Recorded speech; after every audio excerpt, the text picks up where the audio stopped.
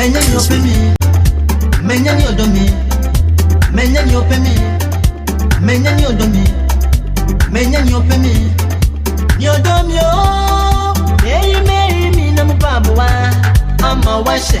Hey me mi na mbabuwa. Ama washe. Hey me mi na mbabuwa. Hold on the natural motion.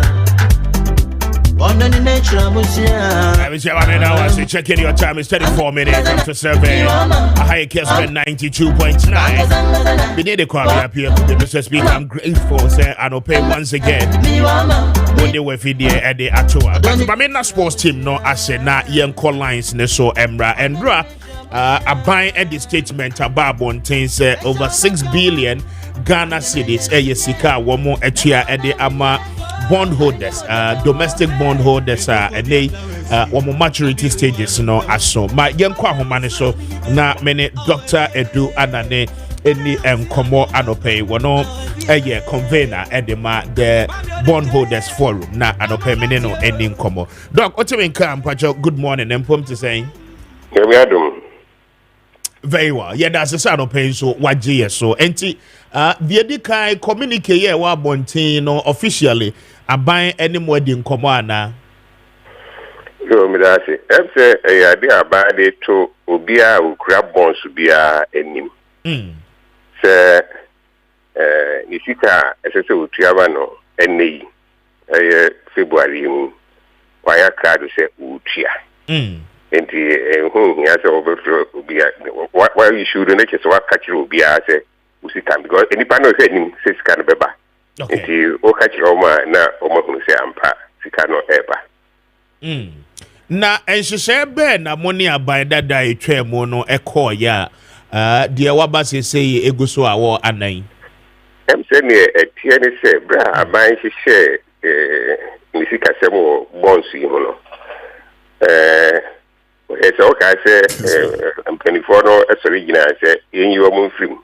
Na young for monka oma yes sa omo bonds no ama for frono nene kan nyina say be dada na ikra na oma yinkra ne enkoji for free if say for frono ho ensem kan no na edin anoashi nti awie for frono wi aban se wie de for froma wo eso de froma wo no yewie no February mu emfi mi nu pepepe ni Kibre wie no na wa bond dada no abayaji no we defofra ama obia no abosumi nsia bia esese ode ho ensihu ema interest your friend coupon. Okay. Enti coupon e di kan no etua no August 2023. Ne etosumi no etua no February 2024. Ne etosumi ensa etua no August 2024. We na etoso a 9 esa ban tua no 2025 February. Nti share wo ho no bra ban ni wi no abosumi nsia bia na faso anase coupons eso de ma o ma bonds no kura won next o de ma won aba we buy we ni di kan a ono wo ba betua e bi se abosumi nsia bia na si hu no eba interest no ba abosumi nsia bia ya busumi nsia etoso e9 na ababedru aban fofori so eso tua enti aban fofori no no so ba waka se na ebetua ebi se obi a hwe nim se ne ye wi etua ne bi kan etua ne etoso minu etua ne etoso miensa ne etoso nai enya ban dada no na abetro no aban fofori na ababetro no na ba fofori no se ne etoso nai a mi be se mitua February aban do ya ban aban foforo se nye foforo aban na etia nti aban abeka se na etia nti eye nra no na ese aban odi sika bi ese odi ko ma banks na banks no tia no edru se ese oye eno ababeka se wa yo saade no nti wa ya na kese ne kwan so anu no emu bi ehun se ne yiwie nhihye no na bank ka so obeye free after say ya restructure wie no. Okay. And we know it is expected, say, in how many trenches and you bet me to your coupons here, Mamo. Baby, we coupon, we be a bar.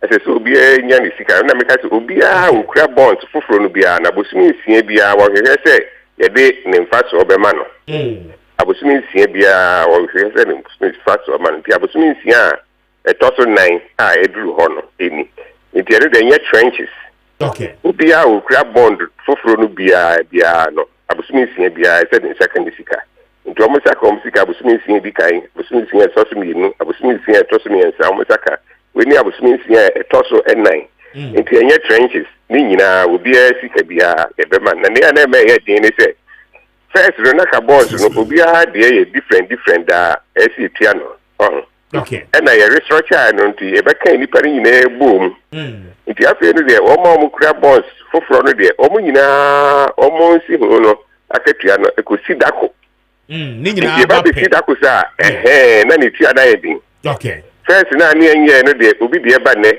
obi deɛ ba next week obi deɛ ba next 2 weeks obi deɛ ba next 3 weeks nti ne kɛse ana nhyɛ no ɛnyɛ din ne fi sɛ wie restructuring no deɛ ne bi ka yɛtua no bom baako ne ɛtɔ so mmienu no so saa ne ɛtɔ so mmiɛnsa saa na ne ɛtɔ so 9 so ɛbɛyɛ saa interesting. And we know Emma must some level of relief because and she share by that no any munya yena no by for Freud say na one year by mu as a den but what by ya one so say what to us say aban ni amemo de yen to us we no Emma a little bit of relief say I mean aban be say ba e aban na de yenka and as aban na Ghana for abo besia say eya aban dada say aban foforo besia no aban ne de sika no amano it is aban bia no ye san hihye a na na meka kire nkofo no bia nka say bia aban foforo ba obesesa da bi say ne aban dada no ne wa hihye no sa na aban foforo nso eden ebeto aso if say eye obi say contract first na kentisa ene yesi e ho akire nti mommo amena nyisi ene asum ene ye ne sa amount aban foforo beba no next one also na ne any say aban ye say be obi nko gina be bi nka say ne na ban dada no no foforo no ba no so onye but no so be ne aka kira foforo yin say ma obi anyin say aban foforo ba obeka say de onye ne aban dada no any ahye because eno de aban na ye ne no ka ho asem eno nti no say no obi adwen ye no say aban foforo ba e bi obeka say untia na ye chirichiru mu se de bi man sa no at least obi answer mu se ne ye ka se man sa na mpa man sa aban foforo no so beto aso sa enti eba ni say na anopa obi ko bank ana afri ochina ko no obi ko bank ni sika de ne nsa beka ni ana yo etia ni se aban no disika no edikan ma efe say Bank of Ghana for ene ya ban sika kura for yes ansa na wo de abem ma banks ahoro and Crawford top bonds no every far almost top bonds no. The baby can have banks ahoro no. And sana banks ahoro no so accredited or more customers are a class bonds no be. If you hear man can and rana as no abide this kind of car and rana no it's almost mean your entries room being san can and run. Okay. But any creator there she be that will be a accredited accounts. Now, me very well. Doc, I'm grateful. Mame and now it's made a machine. Very well. And Dr. Edu Anani Entry, one a convener, Pensioner Bondholders Forum, Anna Yenino Edin Komono. And no, it's premised on the fact, sir, a buying educator, Ababonte and Dra, sir, and the bondholders are.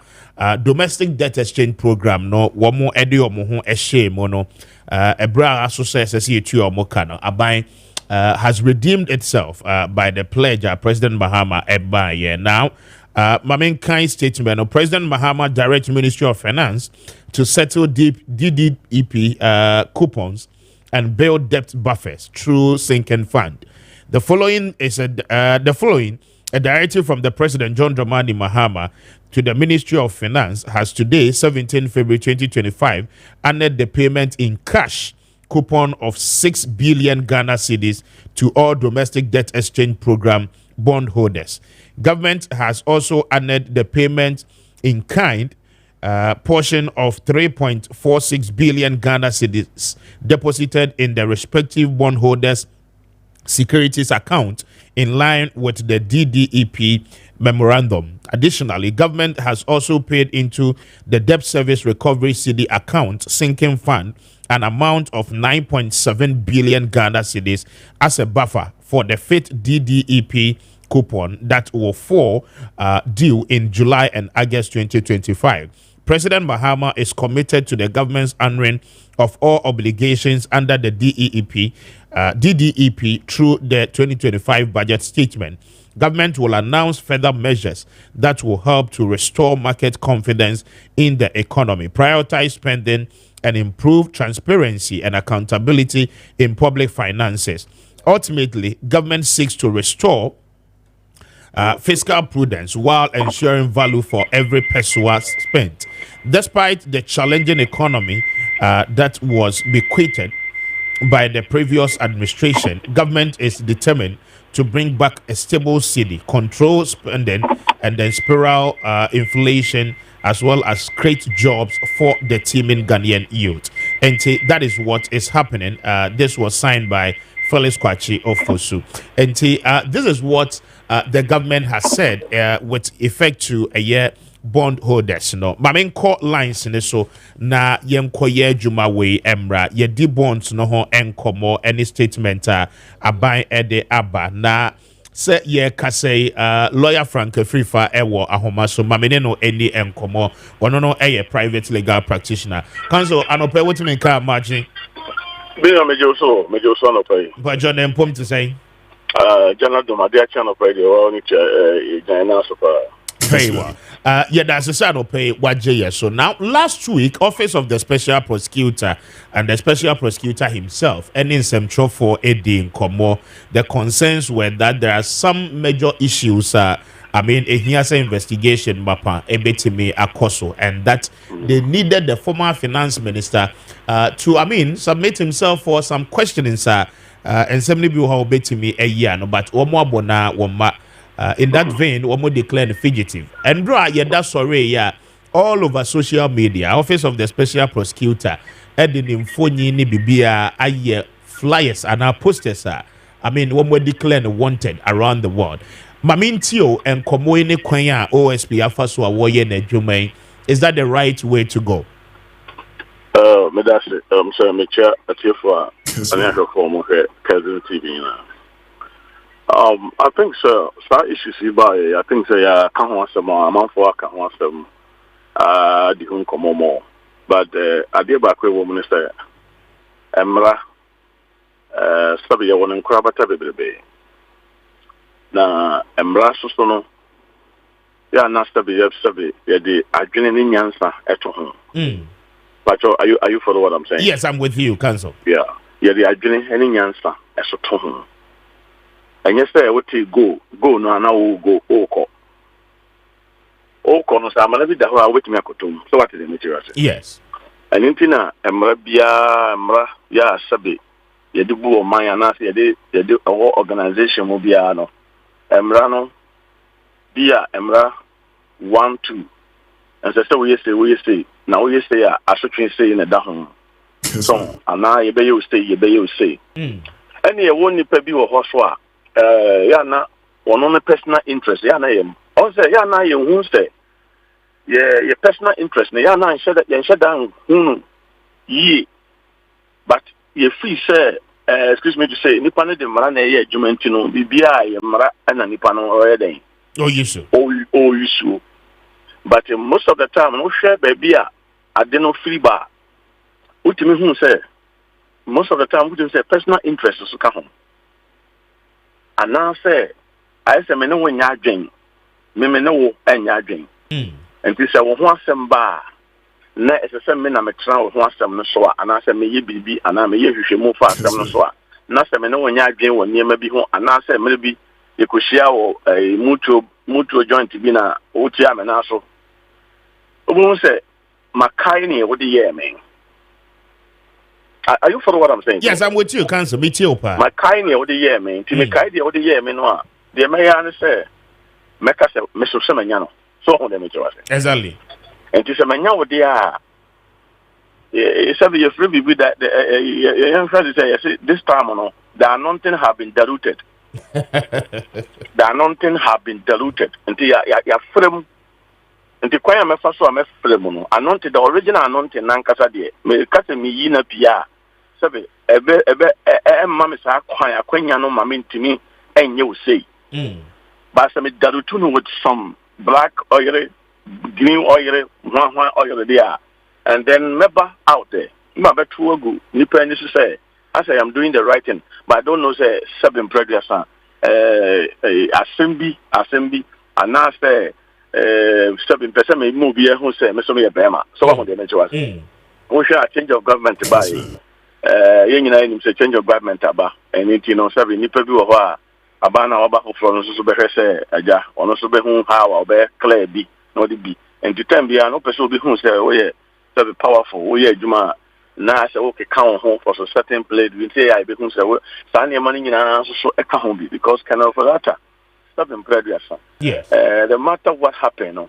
sabe onye obi a sabe obetum de ne ho atete obi a wadi o man so sabe oba ye panyin o minister o man so ni ade ni ono no form so sebia o mra no o sa posi in form so ye ni niam bibia obeti tiankofo pipi na so me ni won ma de ba ko e hu ni say so wonya tumi a won say wonya tumi no a sabe o te se fra bofo a o free heaven e ba ani o de wonya tumi a ya hwe obi o ho fa o de yan hwe ye nuanom kra sofo ye a ye mu gugu Ghana hai obi start say o ba no ya hwe ne kasa mu enne wonya ba bi gina Miss Pastor ye ti ne kasa wa system until when you to me and never be white me ba na be from until one hwe ni ya o be paint ni pan black but don't know no one to say because kono for that no our lawyers excuse me to say lawyers no so seven previous obi o lawyer be no and found say ya call into the bar today we a lawyer ni exactly so I want to make sure and into no sabe lawyer ni die ni ho a obeya die bia o menka say ni from so ni nipa ho from so ho obetima bi obi ko obetima emotion bi no why mistake akra bi wo at least ultimate say come back cause record na wa ba no be cause akoye ni ye na ohun dem do ye enye say from so ni but kwan ya ye dikana for that fashion no aye ne te sabe o ye hiring criminal bia sabe bi sida wo Ghana ha mini akrofo agu Ghana ha do so akrofo agu Ghana ye nim se we mu ya akrofo o mo do so but the fact is say obia no a sabe enipa no wa asem no anytime bi enipa no be nya one tight corner no or make sure say sabe obe paint you am enipa nyina hu say sabe we enipa bonani yes, and so then is there any other means and methodology OSP yes, because at the end of the day, in this situation, yes. Once we have a lawyers, never do almost know what to do. So I want to make sure I say because it's what declare any panel as a wanted.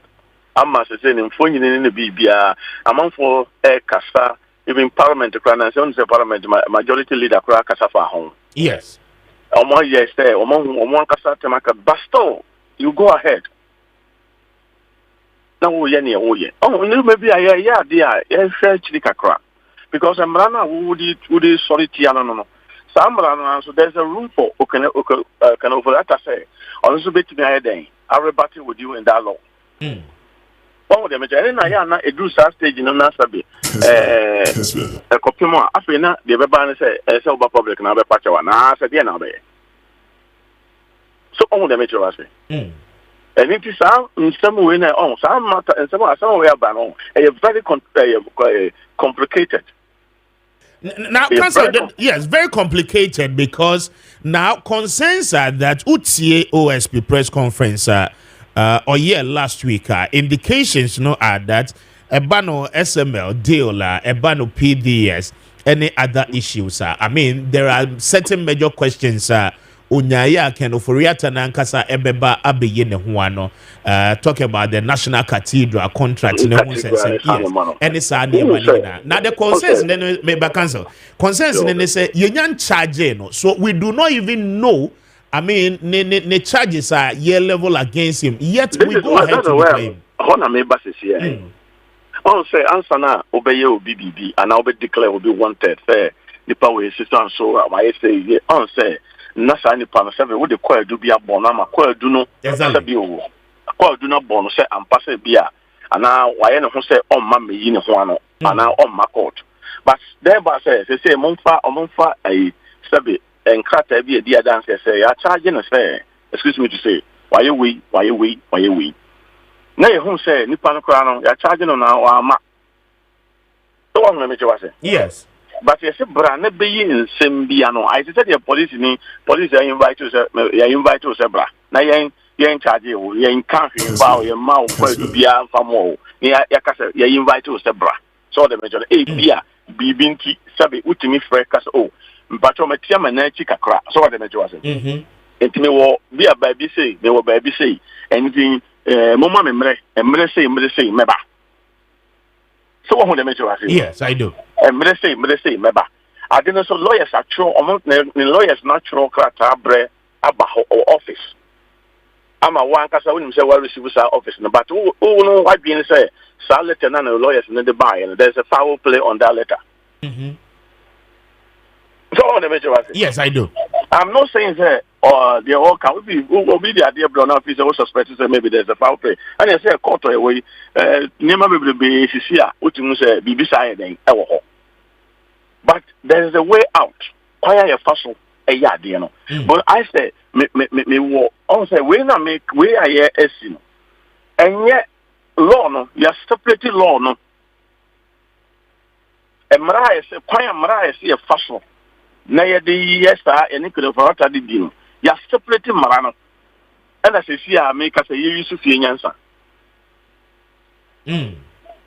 oh I'm telling you the truth ye use fie nyansa I said me no I said kwa bia me do be faso because I am say oh I said nema bi hye anipa bi so if he say wan ye say ya ye be you say oh the metro I say yes it is said ye oti be bi na ja also person maintain opposition na ya show kutu pass so one so yan ko ye we ya ye be you say so on the measure say and it e ba sta no a ake because at the end of the day nipa no eniho odwane oso ma yentene nka even at talk no sabio abankasi mu chief of staff no ankasa we ya we so on the measure say say nipa no say sabi ya inform of money at that. And I didn't store will go ahead.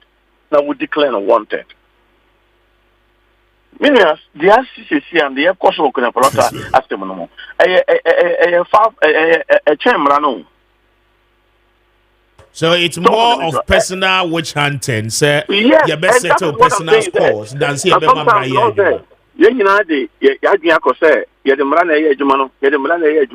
but the matter at hand, you know. The matter that at hand, you know, are different than Emrano. I the year Jumano. So what is the major? Emrano, I the year Jumana and Casano. You're free Maranimu, and I Yakofa at the full for say, Maminisu, me and Casami, Minians, me Amading, and I'm Minyansa. But I didn't know you know. Emrano, are you different? I see. Minisuma Ding, and he said, may I apply law? What's the difference, room? Exactly. It's not about law. It's not about say the mara and yo. It's about. Hello. So unfortunate. Lawyer Frank Afrifa, and I know ADN Common private legal practitioner. And just as you see on your screens, Andra, the Office of the Special Prosecutor, declare a year Mr. Ken Oforiatta, Ghana's finance minister, former. As a wanted man, and they all over social media, and it was circulating all over. Indications that uhunu baby fadebra.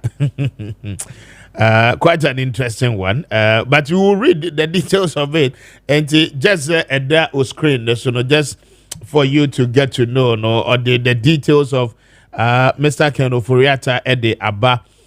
Indicated his date of birth, his year, the years already in terms of age, Nibibia, everything. And then the reason is also this suspect is wanted to answer charges in respect of several cases, including strategic mobilization, GRE contract, termination of ECG contract, as well as the National Cathedral payment, ambulance procurement contract, and then tax refund account utilization. And this is what the OSP cite as in the reason here, or they declared the former finance minister as a wanted man. But Mamene, the national organizer of the New Patriotic Party, ND Nkomo, lawyer Henry Nanabuachi, aka Nanabi. Odiamachi. I'm in the Juzo.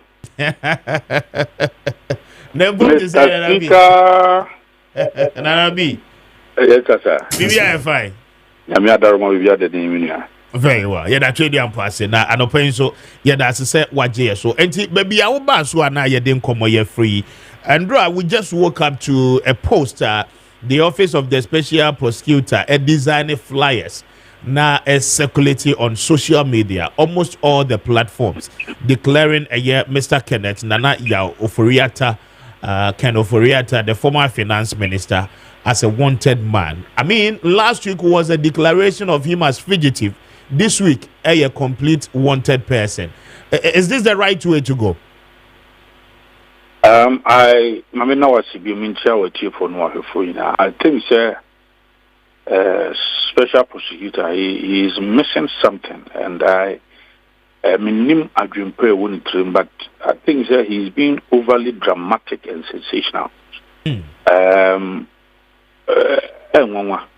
Because Iraq and Oferata, see a cassette would be any what room now will be or one where about to be only lawyer for him. A bread can out truck at the command to Oferata just 24th of January. Busumi Tremu. In fact, Busumi Quenya Maya. And a lawyer for a short cut at the bus over 2 kind. I dance against you on my chest, 2 kind crime. Or truck at the command Mafrima so a free officer, a regular the branch of Bayern, or side to a cutter at the command or the Mafrima then attach here. Mr. Speaker, and some what can or soon here, Iraq and Ofrata now. Some Sabi, and someone, and the Yana EFF.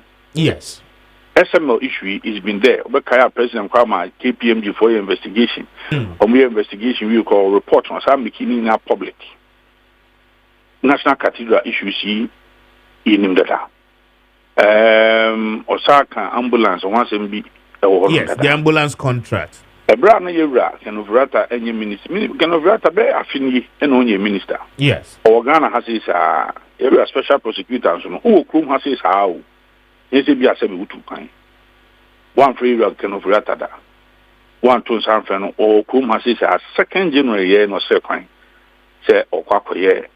Medical examination go on it. A lawyer for trouble also there be unia a dapotina or sober.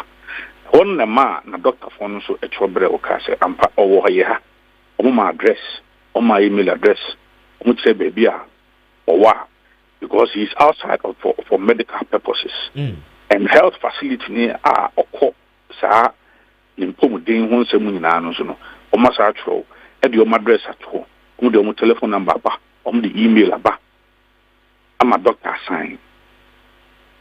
If you then as any panel declares where wanted, there can't be a wanted area and baby a woman. As I don't want to do that. Who cheap? Oh, friend, no, no. Why did I cheap cry? Oh, only I say, oh, you'll be a wanted. Kessben. Now, except will be our own lawyer for Jim Como. Now, Dr. Foucault, Henry Crampono, I try, bro. In fact, at the point, Crano. Indicate say, oh, checks on they can give a data or bit to me about in March. In March, no matter a lot of the test maybe. In March, they can tell when meet me a religion or amano ababat. March, when you can't train. Said, who no be deans, I was so Busumi, now watching me, you pay tea. Was a what declare the panel fugitive. The following was what declare the panel wanted. Okay? Ghana Yamremuno, Obetimi African of Rata, Obetimi Babetran with him, Mr. Speaker.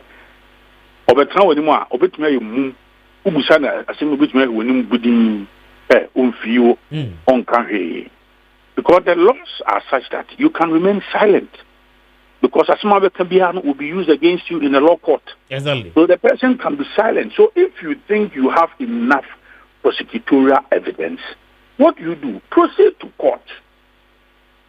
So office any panel with the body, and also friend Oma now in a so or evidence. It's panel court. Panel court. Yeah, your mother when you be a friend of oh, near me, Yana said, you're right, you say, Jamin.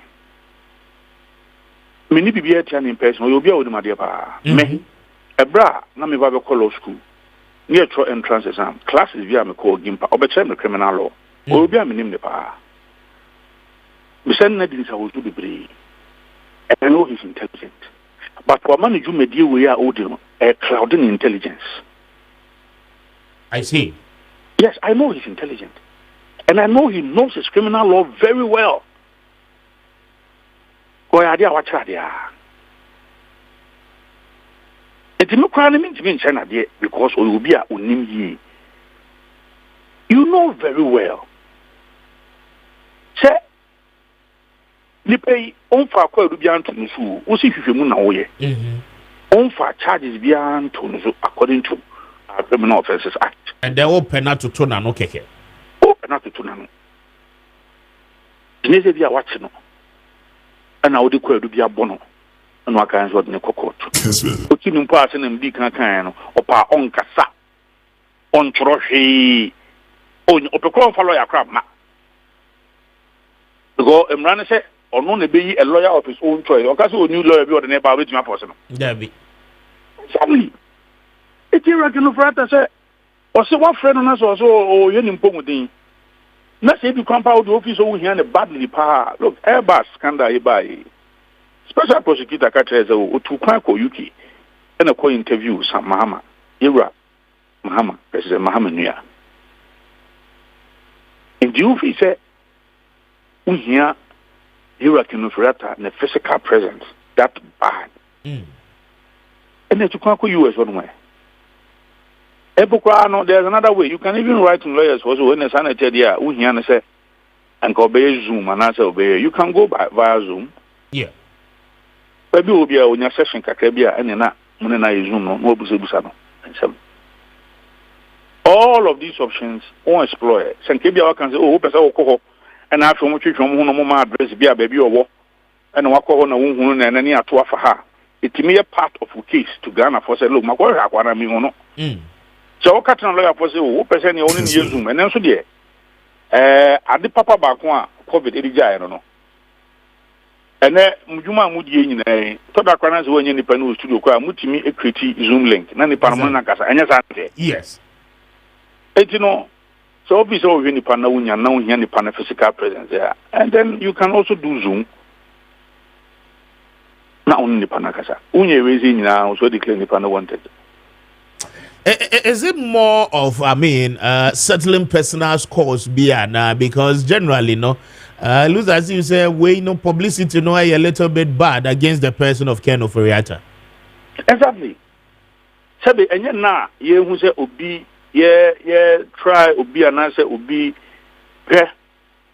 even Sedinam Tamakulu Krana court a bua, so what fat Ghana for 70 million wine a basabasano. Sedinam Tam a break grandpa near Boniquedu. No dinner court, no slap pine for every court of San Wire, court mark, okay.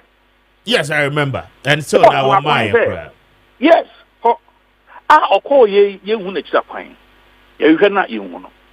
So the court decided to try her in absentia. As a change, say, already no, you the query number court, you the BB Haba, and to court say any more in a so, because I try no. Abra Unio. Your processes, and no crampono, there were a lot of processes I would film. Obey some publications be. You obey your name of a baby and sana. Court, I shall say, I just say, over trying the panel in absentia. They say, you do ask them a Brauni honum. And no crown, no. You do a court, no. The patrol who say, Attorney General then, they declare, said now Tamaklo wanted, and normally the papers about graphic visa, visa. Debbie. Then had special prosecutor. Oh, no, make us say, Gunyamayo. Afinye ene ka say onko prison 10 years. Afini onko no wa kan wura ye hu bia o. Ene na na ban aba me gidi say bi obeba de obeba. Because senya to ne je no esi twitwa case no de. Enyem nwa say ombeko appeal bi na to ne je no akwa kwetwa mafiri honom na wayi na firim. Enyem nwa. Enyem nwa ba kokra. O de opare. O de opare pan sign down. Bo se mreka krebe we mo beba. O ba bon se lawyer for na say they are appealing. Don't appeal ebeko eye court of appeal ni na avena attorney general semiano asemi ni echebi yi said na onko fi onko didi. It's okay. No ye dia obetimi aye. Enti you are special prosecutor ni awu ye dia no kwasem ni kamya ko se na awu kan so obetie tira obetwen se anya asa woni nipa no personal issue. Obetie tira sa no bekan. Because Ghana for crowd to was say be anka breka krabu twam na nipa no ma no ko bi obi asate hu se ene nipa e bia wa hyeda no mpe so beba ebre bi twam bia bosome ba ko bosome mienu bosome miensa bi na wo kaka nipa no na mo din sa wo so bia na afo bi ate ase ko nipa se bi watena krum ha afi wan frɛ no wan busa no hwe wan to na no anye bibia ebiem so fi so wonyina so pa so dia kokot ko nipa no bakra na opa no kasa opa won kasa usu wuhia no for investigation opa kasa opa on kasa obetumi ahwe wanim saa we are no asoroko untumi nya na hwe e mana ma no ho kwan. So that is why I am one because as I said I know Kisi Japan. You know he's very intelligent. Kessben. So obiye BBC na nya oye no e cloud ni intelligence no. Dimese no on nneema yi but we live to see maybe as ankomwe ebeko akwakosi but quick one last week my indications say obia woye willing say I mean the mass revocation of recruitment course so ansana o party infra ban mo no obi onte ne ho ase a obehia say obeba mo nchen no party no is willing to support say mobetimi akokot recruitment no issues no akosi say so far when are some of the complaints are now Mr. Speaker, I can confirm to you say Supreme Court ebeti me enka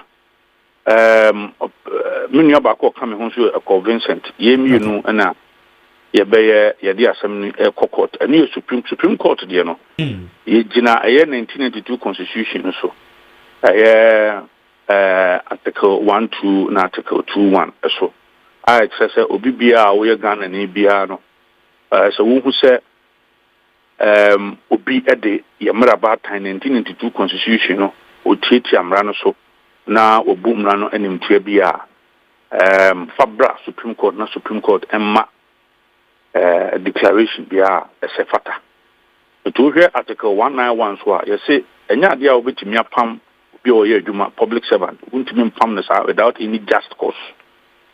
Enti yenyina so pa ye de ko Supreme Court ni se yewura Mahama a onam Julius de braso e ka se eye omo ayafa omo adwuma mu 7 December nyina no ya pam omo nkofie no.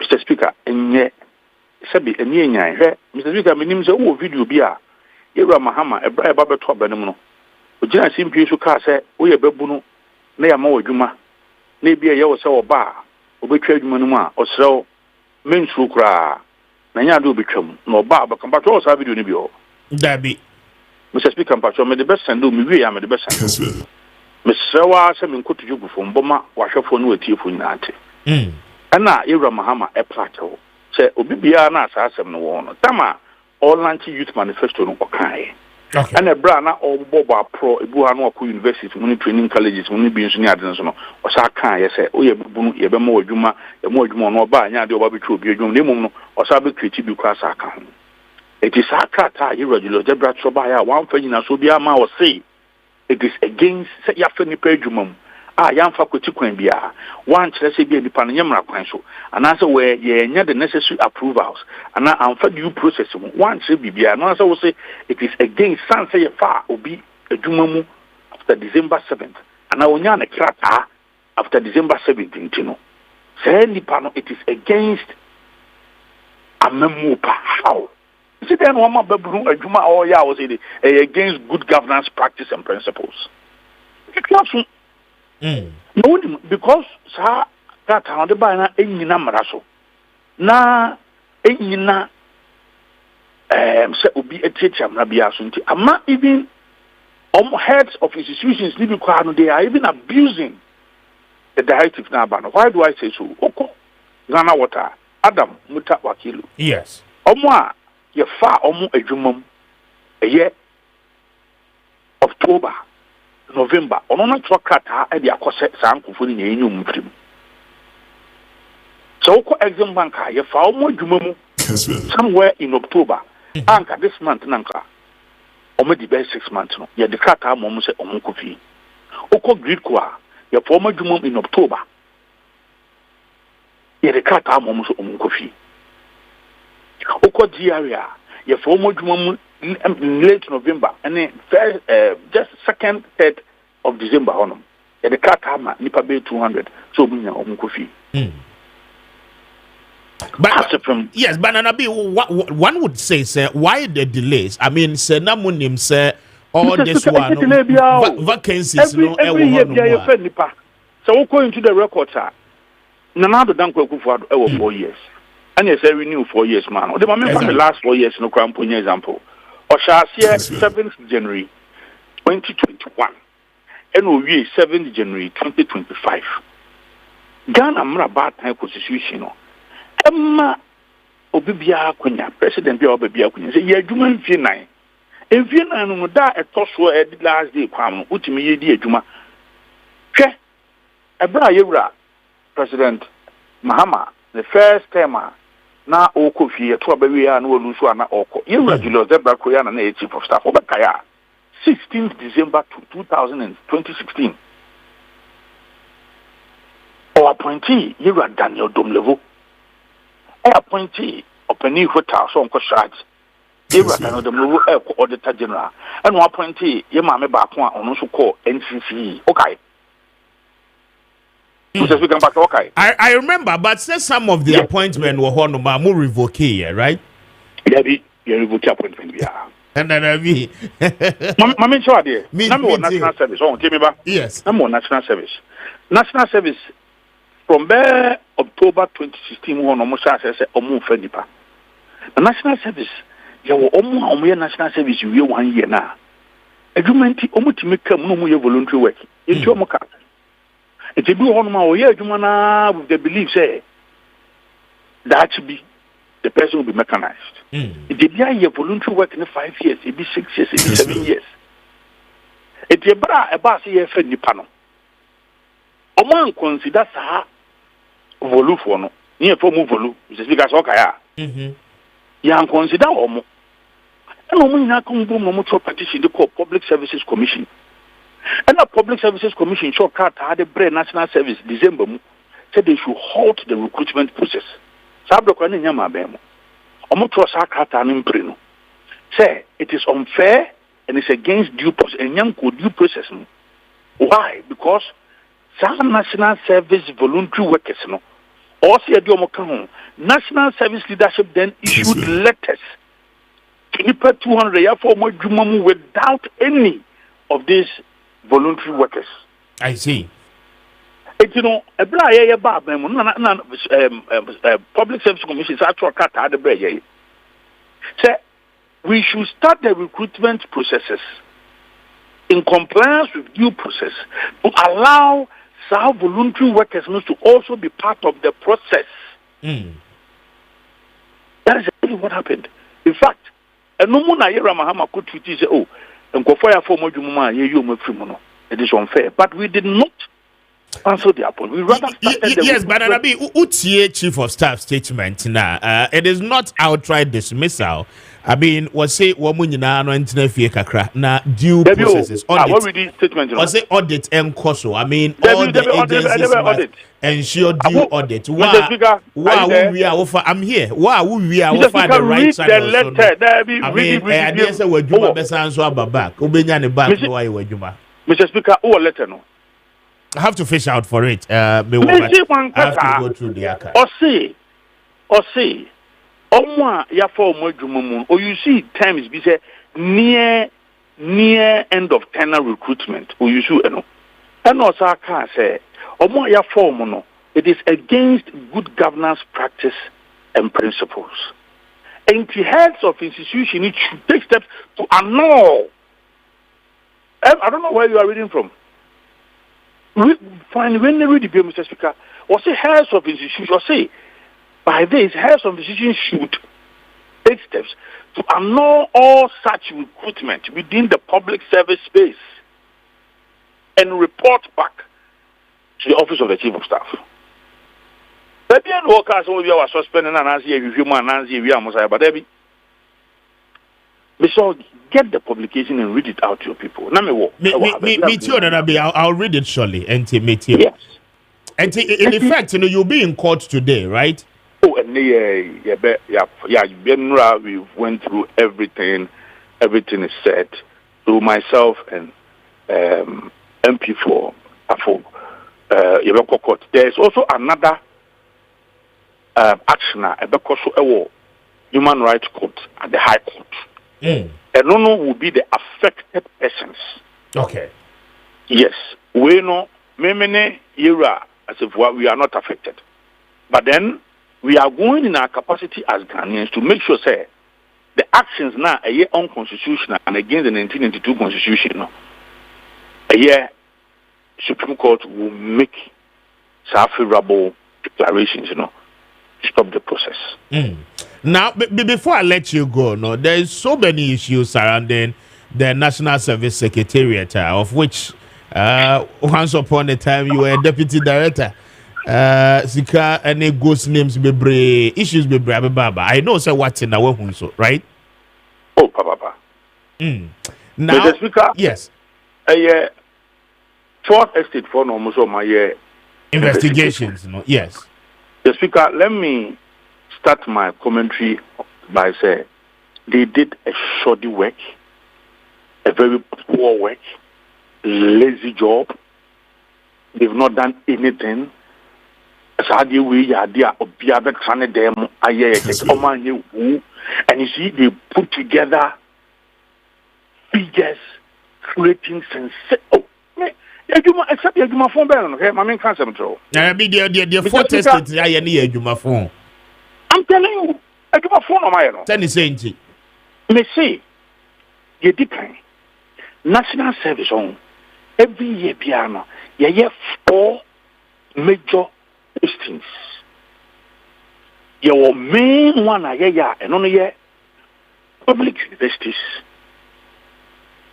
public technical universities are first, near polytechnics. And now your health of institution of allied institutions in Yano, Omunya Kahun. Now, Omuna somewhere August, September, now Omabe July, no Maji August as whole holiday, then the Omawi the following year. And only the main one. And usually it's our main one year, yeah. Then you have the executive director announcing. First of all, there are 2 announcements on Moyem. We can put it near power. Announcement you know and no more.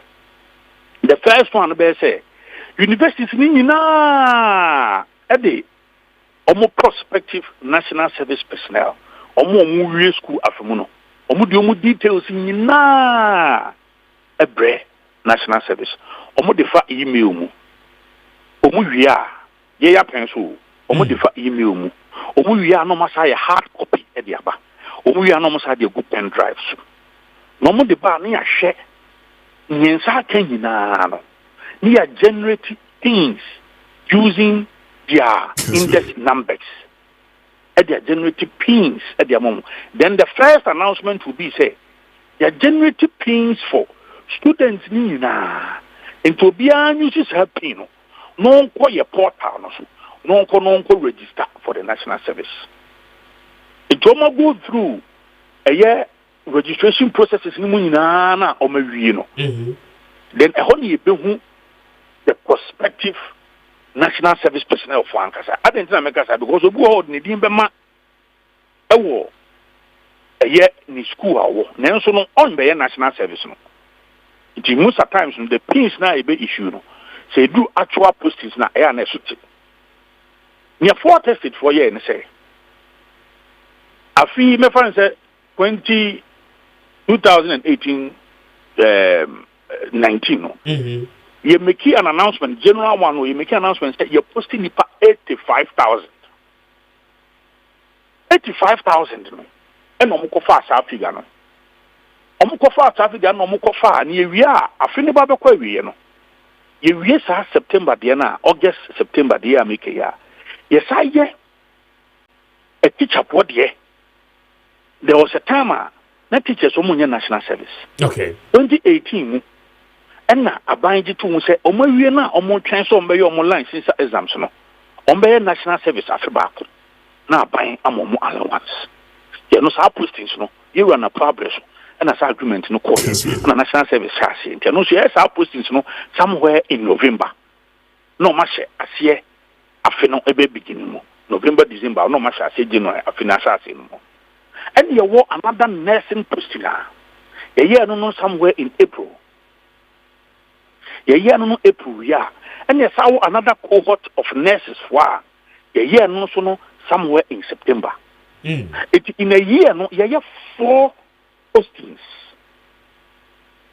So the shorty work and the lazy work they did was that they only picked the main postings. No, they announced 85,000 no more picky. Now, parliament for budgetary. List from all the institutions. No, it's in the projections. The year no, posting. It's a summation. The main one a boom number 1. Near the teacher for the account number 2. Near the first cohort of nurses for the account number 3. Near the second cohort of nurses for the account number 4. Near the parliament. It will almost pick the general one I announce now. No more parliament, select committee on education. No more budget figure, the braille almost for your budgetary purposes. No. Okay. No, almost subtract it. Almost say a ghost. What kind of lazy work is this? Oh, now, you think that's a nekoso. And I said, some of it, you know, TV3, my friend, bed 3 times. Waga, Utie, Penny Brahman, oh, we picked these figures from them. 85,000 was announced. Yes, indeed. And this thing is verifiable because Oko net now will go crowd. You see it, and I have all the letters. Okay. So yes, the general postings now at University General Maakye, we announced 85,000. I say yes. When we went to Parliament, the figure in every year, 135. No matter but they did not include the teachers, the allied health workers, the nurses for now post you and they know. You know, not on material now, Mr. Speaker, why the bayers have been okay? Yeah, payment, you know, GIPS and you, and uniquely identified every person. So, answer now because you goes to know. They did not even go to GIPS to find out, say, oh, I feel no. NSS also posting 85,000. But I hear no payment say na moye. They did not go there. I see. They didn't. The only thing they did was that they picked the figure now. You're making it public. No, it is there. Obi anymore. And no mokofa parliament in figure now. Yaka near national service for the na boom in a year no. No mokofa no. No motifri mo. Say the difference. The difference is it be at 35,000. It meaning say 35,000 ghost names. Now we are creating a whole sensation. And throughout the years, they did not include the 2 cohorts of nursing postings and then teacher training.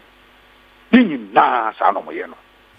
well. Nana, even after national service, you did 85,000 between the time sometimes we even get more people. Why? We get more people because even in the schools, sometimes we get supplementary list because we do students need to be last minute. They are the time universities no crano submit on list no obu how on details my obu on my way you won't say almost had the supplementary list but then we work on them, but usually because that is a minor part of it, we don't even do a press conference or a press statement. We include it into the system. That means because some of them are a be a multi and some kind of oh Anna obi ho crampa so Kenya ni picture bia be shem obi or 55 years 65 years of course some of the schools are the same, I mean index numbers repeating itself.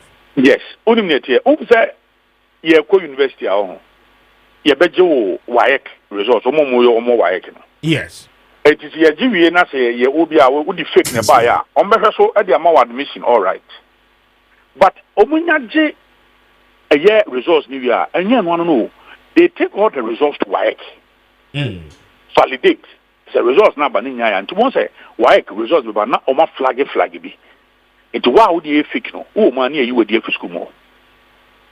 Your system, your entry and exit point.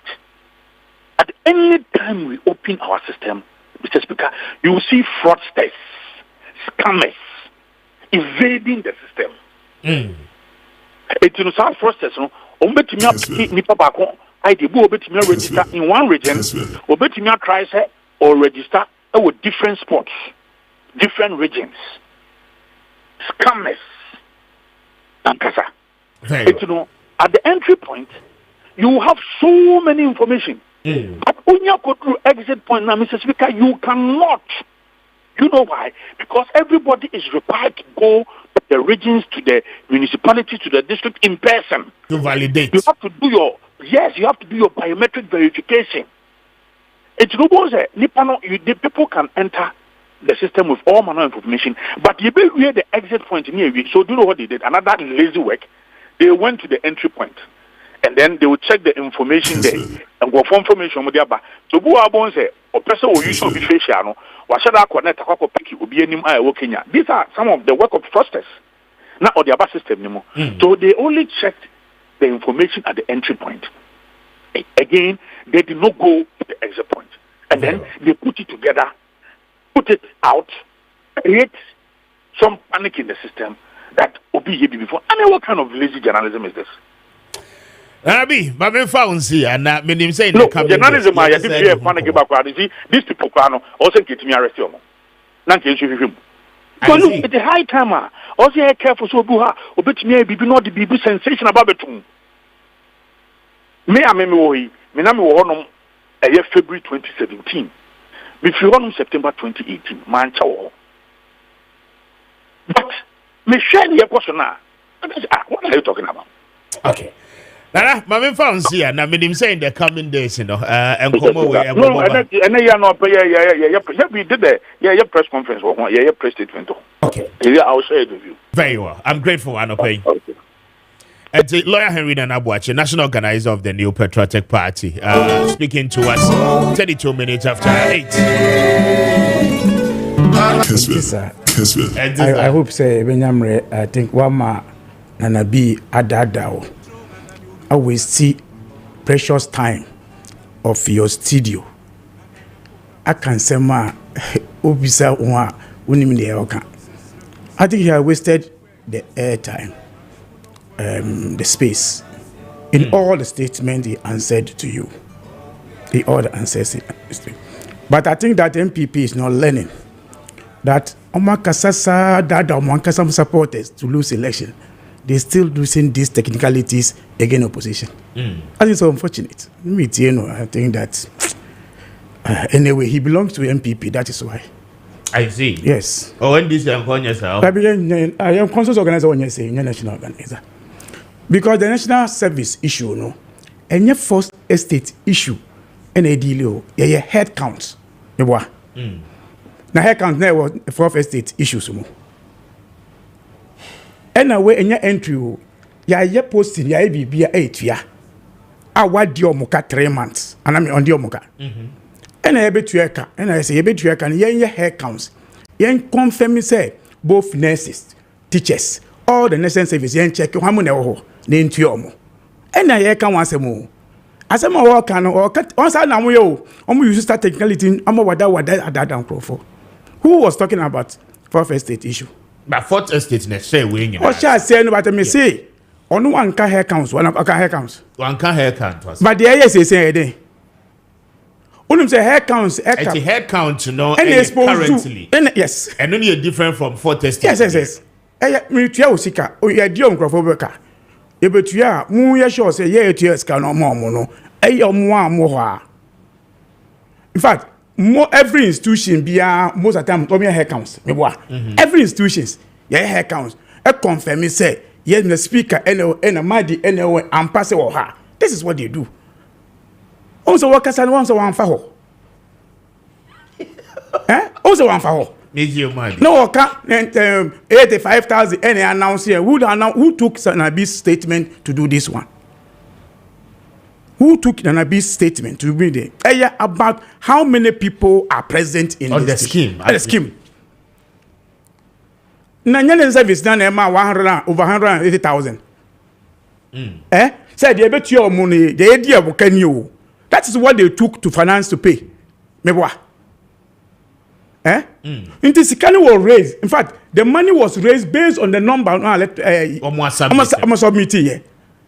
Yankasi, oh, they bet you are saying, answer you. You be selling service. MPP for the was still. Most of the directors are MPP for than a be or MPP for now. The only person who is there new SEU acting. And I said, Yomuka, a minor dika. Enti form list bra e na mu cruise a list no enya recruitment enya say we enya announcement wo say aban ye ka awudi nie e na aban say bache ba say metua essence ma yo man penida national service we issue e ba ya okay Mr. Speaker 2013 2014 say ya enti me man penida no me nya ne sad enti minister fa wo betua sika no a ye sure say ye hair count. That is the leader. Because Nyanka Domhama and our president there.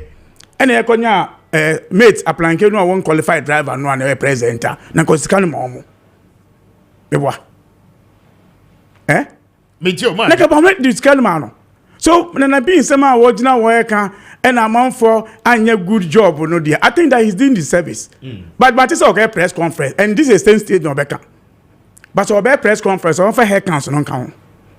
Our press conference, on bisa say list the bank and nobody cause some eka for arrest. Arrest because the arrest was not based on the ATI. The arrest was based on the submitting over 180,000. And a momo buy you know munye new recruitment. Yeah, Gabi just recruitment too. Necessary severe time so yeah. Yeah, exactly. That is what I'm saying. Necessary time be and so yeah. You better say bia. More for nipa for. Yeah, will be apply. Say okay, I see next is for they be. Omo Juma October. November, December. System now. Those people went out to even campaign for MPP. Say, allow 3 months in Bog. What was it a big of our teachers there? Your nurses for the okay, which means what you see a duplication of names. Who say me a mere nurse, be awareness in dear pure about 2. The 265 in every. How do you 200 for the same person? Okay, when they in national service for who say no a fraud no. Omo use eka say we a fraud free mo. Omo because I say omo ni fraud for Kenya for use the same analysis about me or if I can register I say Togo for mu. The same thing na be here. Was it Kenya for between for Kenya any picture? Elebe so Nanabi now have intelligent what mean Kenya for station service. But nipa na 225 for no. E banisa ne dimbe mo. Age issue we e banisa and 60 money baso. So we was 65. 65. In fact, at the time now, yeah, kasa asem na ba omi na America yeah kasa o the Ghana can declaration not solve problem no. But this is what is real now. Yeah, recruitment too. Until then, you know, say, if he's communicating, he's not talking to MPP supporters. He's talking to Ghanaians who think understand what he's saying. They make a change and they say it is a point of insurance service for at the list. I could say arrest new a car gun a insurance service in 124,000 times this number. A buying said my register Ghana for na ejuma o say pay sika ma omo me register no but we be ko tua you sure say why a hair count enya 81,000 sana amount for this is fia and e ka to sika no. Okay, but I say Madi government pon margin Kwame Jusu that is saying nyame adumara kwa nyame adumara bibia fine Kwame. Okay, yeah, that trade ampo ase mumba minya adwuma wa hamra na yentoa so eni nkombo na mepese Madi enya bite on a year national service na be interview na menene ye no and also wo bite na okay Mami koye adwuma embra na many house of more for eni nkombo embra na obapa Priscilla more atena se enti mami manachi na memba na kwaba Priscilla is saying ba cha nyame adom me ho ye na nso erade de yenko ache yenso ye ho ye pa ye da nyame ase boy said the pa thank you so me das African over President ma yeni nkombo no pay house of more ade na mo my okay medin kan chia etiefo ni ahwefo nyame so ode yen kwan che ne ode a che ne de yen so nimdia ode ama ye se yen fanye nro na yemu ankofo a sebe omo part of a body are touching my in any form na yembo amuno so muntumi enye healed and you know last week maybe I had me say I spoke about all the products and I next made the same thing and you know send a mesha see obi and then the first time I would say a house of more company herbal products so we are into herbal medicines and cosmetics and all our products are purely organic, purely natural. There are no synthetic chemicals added to our products and to offer your products now is safe and then it's good for you. It's FDA approved, Mampo approved. All the authorities are backing our medicine, saying that it is good for consumption. And to me shall see if you leaf life syrup. Leaf life syrup no ye de obade ahaban ene ewo na afra ne ashada ade aye. Ntino leaf life syrup de aye ne say e boost immune system. Improve blood circulation and I think so enhance sexual performance. Into no say oh your ba na say we bear man na wutie me na say moja ntumi ndi efrosane ye ewo mu we adwuma kakra bi na wa bre odo na pimpim wasa na ansi ache wona otinu se manya na ansi bia na ache moja na ndi efrosane ye wo mu ntina ofilisa na ansi ache ana on sagene ena wo ho so na say sebe untumi ene wo kafo enhia wo mpem papa or erectile dysfunction as a man and I said low sperm count as a man untumi mbo adwuma yi e wo mpem sebe o tedua no problem bebre wo ho a no ba benya leaf life syrup eba be siesie na a repair wo system ne the amount most of the people wo for aphrodisiacs bebre na research na your team ne no mo realize say most chemicals are used and steroids and hormones are used to preparing these aphrodisiacs. Sabi steroids and hormones de sabi mostly more. And sin ebia akoko ye pese onyi ntem ye so ne brain ye reforce akoko na no mama mu hormones na nkoko ne omai de mohuhu no ma ye kese nti wo banyin se we de wado srade enya srade na wado when you see the age into no those chemicals some they can't indro into just imagine say oh no ma e be distort hormones ni say nyankopon born fire into no eno na etna say leaf life syrup de ye de obade haban ni aya shada ya research afa ho no ye de begu ewom na wonuma nutrient ni na e be den e be wom na onuma aboa na esiesie sebe ma nti ebiebie capillaries ni mu na amamoji etumi edi efrosane ye e wo body ni mu ena oyo oba so na se wo low libido a sebe ono ho kafuchia ya nkwa na wote wo de orgasm no ana se eden na sebe ono ho kafuchia wo se wunya no wunya bi da no wunya leaf life syrup ebema wagina brane so babema ho ye de hands or hine ne bafia na bibia akototin problem bi enche de ni ho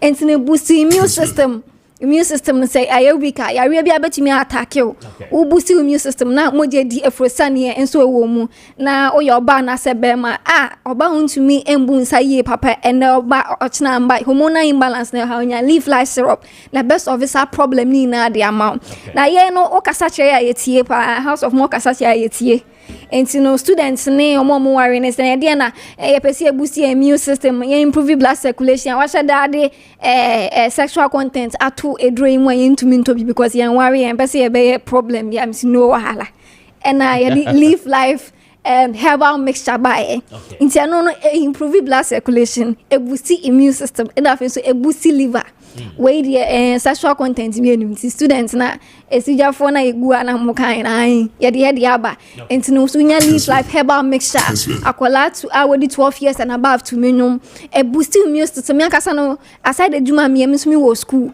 me hwe class out me say nkofo da pa ba me nko na me na me kai say ya me nya live life herbal mixture ibinum enti it makes me focus with the class. I'm so energized more strength in the day but me dia ye dia uye bia enti the students wan worry udie wom e live life herbal mixture and I live and so no say ye weaker una obo say fatigue ko ye dwuma kakra no abre e ye live na e ho atochema e wo say o kai say live and so dey ade ba ko pe and I'm from a brabo no if I'm right I have to be corrected and you know so brabo are weaker or problem pa ya ba ko esaya just say to one no mo ano no mema ni nye weak mema ni science and or hwe chira kwan live life about mixture e be boost your liver no ama us wonya energy obi ka bibi nipa ne say me de me ho ka for dem to me sepena o timpa no so na ho so pacho no enye orgasm la mi enye orgasm na ho so ni liver na e weak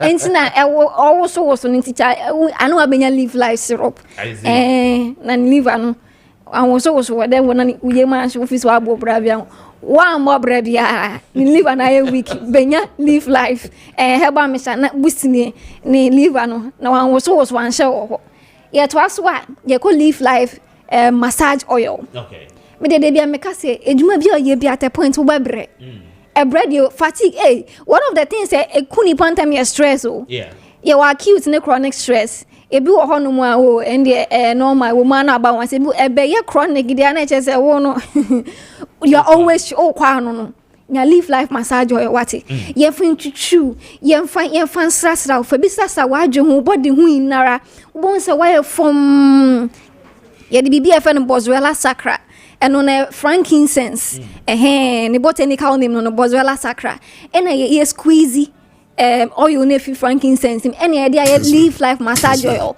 na e contain antioxidants ema wo release stress and tension it's na sometimes ko Roman Anglican na sorry no mu pu I say why form bisa no eno an ye live life massage nti fa bi na fa be twutwu ukotodwe ya o joint wo kon central djuma de but na so be na sisi na ya mo amote market no wona mukuta ga na economy ni mu but yesre mo ye hia mo se mo be ye okay nti no nya live life massage na fa release the stress ni na sa yo ba na be ma me na na se me hu se mugu shop ni ma me se be ma djuma na ye ana se ye ne no mba ya se bi mo so asia ne ma wo kaya ye fe mo ahoden pa wo de upon adwuma na on no ba benya live life massage na de twutwu joint sisi bebia na wanka so say I relieve ma oda so yie pant wo obia na won so mia ntumi nda fa we bi na fastasa wadwo ebe ma obeda sisi akola fa bi sra no na osunodo na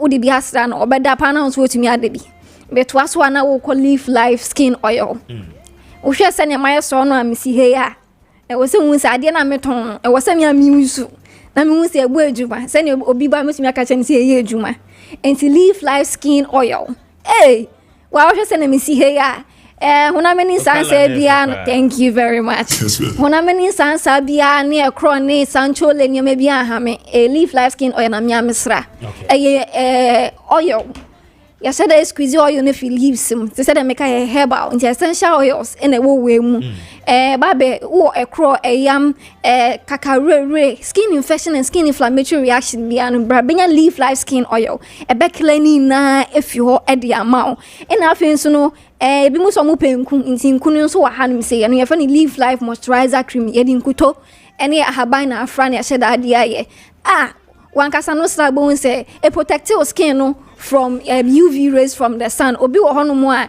area ne bonu too much exposing it to UV rays no and also the cancer nenam and no protect your skin from UV rays ultraviolet rays from the sun and our face no protect your skin from any skin infection and moisturize your skin while so na hana hat said my MDC hey it's in your Leaf Life skin oil and I say Leaf Life massage skin moisturizer cream the bebo ye can crack any Leaf Life stretch mark and scar remover cream. Me who say go for bebre from munya stretch mark and scar remover cream. Dem me say me mo 40 ase ne say me ankasa na yade me use a ageme.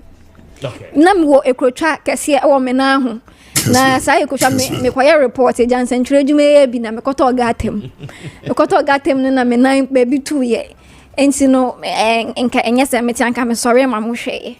Ena ho ye kese ina ho beda ho. Enti minya Leaf Life stretch mark and scar remover and what it does is bring it back your melanin number 1. Melanin na matuntum ye tuntum. Hu tuntum say dey kuntum ne afan say afan melanin. And your be afan subcutaneous is part of our last layer of our skin. Okay. Enti what this one does is bring it back or skin muscles ni tissues na sebe atitino. That is what it does. And obi friend no say na mabeto bi na se mesi dey bi ye adwuma wo inside and sana ba outside. Sisi an me nan no se me dem odun sa fe ni ma hu se na me prapo. Because na I level na I smooth. Intine na aka scar na paper corner. Inti scan na fita pa sisi ano clear. Inti no the make change for say it takes time because working from within inside and sana about outside. Inti no say wo passion yo ma be na no wa pe chemical. Fa chemical ye adwuma say ye dro no we use na say jewa eni say obeto bio. I see. Inti sana enso ye de no adwuma fa inti no say stretch mark we fu so wo krotwa body hu ba bia no na wa ye crado. No about better Leaf Life stretch mark and scar remover cream. Na what to me ejina brand na hona mai soko. Na afa no beka say dro emi bia me hemfa na menye bia to. Ubenya bi sa water ma no hwehwe bi na bo ache tema community 1 ho. Ubenya bi top up pharmacy or community 9 ubenya bi Ekus pharmacy wa Shaman main market ubenya bi Little George pharmacy no community 5 tema ubenya bi wo honomo afeso no obachufo price wa nyame bo hye heba ubenya bi wo Uncle Moro drugstore Uncle Ato drugstore ubenya bi wo chufo price pharmacy the name masters flat edin hwenim no ubenya bi wo Mandora ono wo rains ni mo ne public toilets ni din hwenim Unya biswa ubeko Cape Coast ubenya bi Cape Coast pharmacy Blue Cross pharmacy ubenya bi Copia pharmacy ubenya bi Vital Care pharmacy we na ewo Cape Coast and afes no ba kra hanum se ewo Kessben heya Kessben mi sisu dia Kessben over security post ya ubenya bi ato entine drama bobo suni na tutu na ba Kessben heya utie mi a ubenya bi ato na your office so Achimota Akweteman Junction udu wa be the number ni betu ja na wafre na ya ma proper direction and after so person follow your social media TikTok your House of More and Instagram so your House of More and na face no say na ma mebobo na ma na that screen so na wo hwe na WhatsApp. Okay. Into no friend so nya no sending WhatsApp message and adie damage to ja say dre wa ha ina no ope bako 5 450 cedis per. And no ubenya edro bako 5 e wa hanum say 450 cedis the yan so be friend number na ya package nice near the amount and in the House of More juma ye dia ye pese amount for 22 9 no ubenya edro ni bi na omugina brane eno no and no ye be try mo numbers no eto 059 68 99 608 059 68 99 608 Sa pepe. All right, praise the Lord. I'm grateful for your time. Thank you. And how's it? You know, say no hono was what and yes I will bobre be any liver in a week. It's never so boosty liver. Who do you are? Control room on. Papa Benedini RAS. Any decan. Initials no. Manaba. Me pacho you mat. Mr. Manu be man. Me pacho you mat. Now I know maybe deceiving and Adrian say. Oh Bobra. And your brabia no. RAS. RAS. Initials. No problem. RAS. It will help who know. From the man. Me pacho you. But I say, why press love for thank you. House of more for I don't remember that. Say, I would say thank you very much for your time. You're going to see 10 o'clock and stay with us. Your number is 055-0567-929 055-0567-929 and no any tax line I don't pay yeah Juma Ma DJ Bro Deputy Director of Elections for the NDC. Now from Ponziga Atenase. You can say lawyer KK Sebe join here from the New Patriotic Party na anope yeneno edi enkomo enti what do I doing training ba yebeje na yakenkan ni nyina no edi amount na maminti okakra on NSS ade na yenshasi Kwame soccer start maminshasi free madi ho madi mamembra also na endra the office of the special prosecutor declare a year the former finance minister as a wanted man. I mean, many have criticized as a or go too far with the Niema or ye. Mamintio Simadu na Yantoso Ninko. The speaker, Lady Kamamintia with viewers near it for an obey. Mensanchia Santimai, Ndra, regional minister, national regional chairman, regional organizer, Ebo Papa. I'm a me elect here, the way to me advise John Draman Muhammad from Ashanti region. As a guest, Nanka the Obe Kasa or Kasa Tia John Muhammad. Before you come, it's a 2 news of advice John Muhammad. We be a question, Nanka then Obe advice John Muhammad. But Ashanti regional leaders actually say yes, we need the right person from Ashanti region to advise the president. And to drama to me, you'll be a friend no. Chairman Obimpe. This is a person who have served the party from a youth organizer, regional level, regional chairman, contested the elections as a vice chairman at national. Into Wasum party, Wasum Mayangana Suma Santimai. I think it's the right choice for the people of Ashanti region to have something like this. Mr. Speaker, Madi. About the issue of special prosecutor, any Nyama warriors say. Na nkranfo ne won jom o se okofa japta bieba MPP4 en okofa jata ketwa ne omonye no e ma ne duane o so a wotata o mo sese because we on say usum fidie bonia wo en e beka the MPP right from day one special prosecutor way they brought it just purpose to destroy NDC. Special prosecutor office. No. They brought it purposely to destroy NDC and to make it work. And I'm going to Matiami the better. Oh, Kasape, say Bunipo. But God being so good, Matiami do the ultimate call to Nkwamba Kono. Dear friends, Arega issue. But then the day he couldn't succeed. Ambulance issues, no. But fact for who share the issue now Abbas say on the Minister of Finance issue. The question now and then I be say Minister of Finance of your 1 year near the raise issue. No, at that time you have a tyrant president in government. You have the president who will never allow you to treat his people. Say court issues. Because we kaya also for manful issues to buy here on the same special prosecutor issues where okay, I say you cannot just investigate their leader. And this went down. And at this point now, special prosecutor will raise the issue on the Minister of Finance. Say, where you may be, it just tells you, say, no one has an opportunity, at that time to speak for Ghanaians. And that's what he's doing today. And then when I hear the argument, he said, first, the argument said, how will you chase Minister of Finance? Say, nipa wasu mo Ghana da se fika mje what be so wasu Ghana Minister of Finance idea you have to handle him with some kind of respect. Then you ask yourself until those times now Minister of Finance be a money call ya into prison no na wan so mo Ghana Victor Solomon yes no one so mo Ghana in any case MPP for no more appointee 125 ministers. Ebe grew 185 mewa. Omo ina no why na special prosecutor HSO apart from the way. Again, it's the same MPP who told us these stories of Kenofarata. So, Mr. Speaker. MPP for any buy, say, Sena, friends, Kenofarata Eddie or Minor Kono, or say party no say Ghana. Into you know. Some of these things start coming those times. Say, when you know, I better party no, na dabi beba on my bread. But because now we're president, I don't want to be a corruption or pay. Until I say me, yeah, money where I'm a fish in Sunway. But that time, now a friend said, special prosecutor him say, if he comes out that time, another will destroy the case. I didn't take us to destroy the case, you know.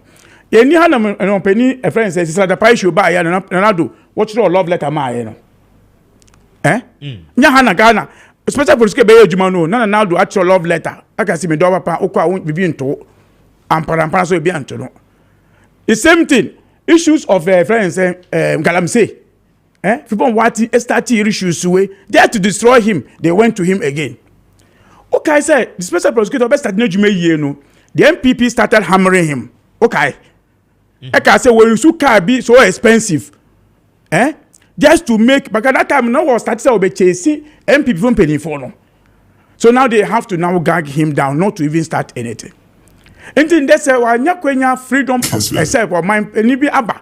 Say, "What my money Juma?" I ain't say yeah, but you continue Juma. He's now looking for finance minister. Say finance minister, but you are no. Now and there, I see Ghana dear, mint na Ghana, me Ghana me. Yes, na be you are no akwanya ye faso man be you na no. The right procedures as a first one. We are sure so because you are by friends and friends say your full one. Ne friends say obey ye and one. Say and down. And it depends on Kofano. It depends Kofa say obi you by and I say banche. Where we are no. And as a wife from Sobio no. Mr. Speaker, wouldn't you say at any given time? Say police and our laws friends institution for so be a boni bia no is deemed as a wanted.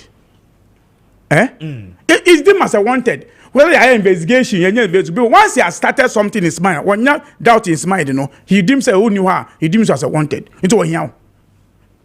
It is our friend who say me how or Fakwan who say letter no bread no letter no who say letter no I don't believe in this letter tricks and now can I forget yeah. I think it is right to say when you say as a wanted person.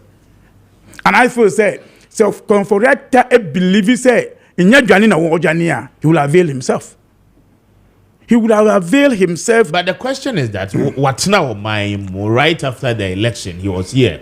I mean, all three of my was around 2nd January. And the office of the special prosecutor, some mobile money in a human freeing, right? He's been there all this while throughout election period near the end. And why now? Anna afeye be declare say obi a wanted. Wabra nipa no tu kwan kra no. We putting the office of the chief of staff on notice say o tu kwan. Okay, say my time be free. Office, you know, not in life and safe under Nanado. Okay. Oh, sir. Yes. Nanado will sell a president up to 6th January, 7th January, 6th January, Anajo. He's still a president. And so be 2nd January, he's under Nanado still. Then no bet my. When he knows, in fact, at the where OSPA, you know, he has proven say he knows Ronaldo can do anything to him.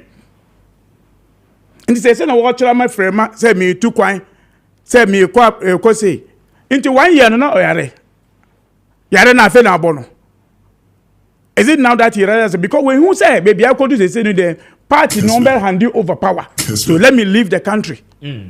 That is what he did. Isn't it for me? I will see it as an intentional thing. Now, you say, one year, nobody can say anything about him. In the time, style, the most important, and they say, Ghana, yes, and we are sure. And no be say ye share scanama obi a man but see a man charges be issues near see a person investigate na ye tie na numu asem enti there are no charges filed against him. OSP no my NTS yes I mean your investigation based on the prima facie evidence available no you're charging for this number of count enti omra me yin ho no. I mean there is nothing of that sort. Niente what un niente ocho letter ma friends chief of staff. He knows that these issues are coming. Say, so engage you say when he I didn't tell lawyer the man letter. The lawyer sent him to because he knows say investigating. I don't want him say investigating. Because nobody has ever said nobody is investigating him. And now Mr. Speaker, what he say will be I can say you're investigating. They're investigating him. Say your man in charge until he avail himself. I'm hearing some lawyers can't say Martin and be say Ghana ha mra o say obi say ukotina OSP de nima opia won kasa ana nesala moka but you say Ghana so mra so kire say police it me do court say police tani pa we say wo ja no kwa me hunu biom na achi watu mu ana so if he come and misbehave say me kasa I believe say OSP me kasa because of one kasenti ebia binti ntibum fa to arrest mame. And the laws give him the authority to do that. So they shouldn't stop quoting one law say or per one kasa. No, I don't know was an example and not make he say I mean say OSP no it was substantial evidence obetimi ediken of Oriata Kokota obetimi de nako. I mean enye compose nye sechenchina of Oriata Emra metina nim answer certain questions. And no na all kase I mean what the nipa no crab the person can decide not to speak. I mean, won't mean anything. Nana B, ejina platform so campaign here John Mahama.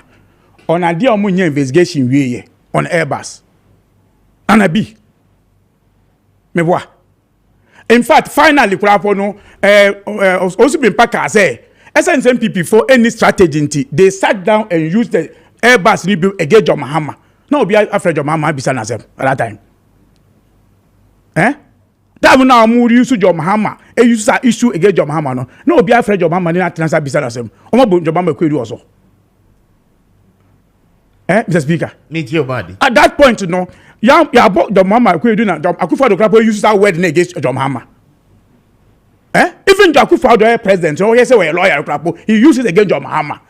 So we know John Mahama who be what. That is what he said. Whether they can have a candidate as a president for them, and there.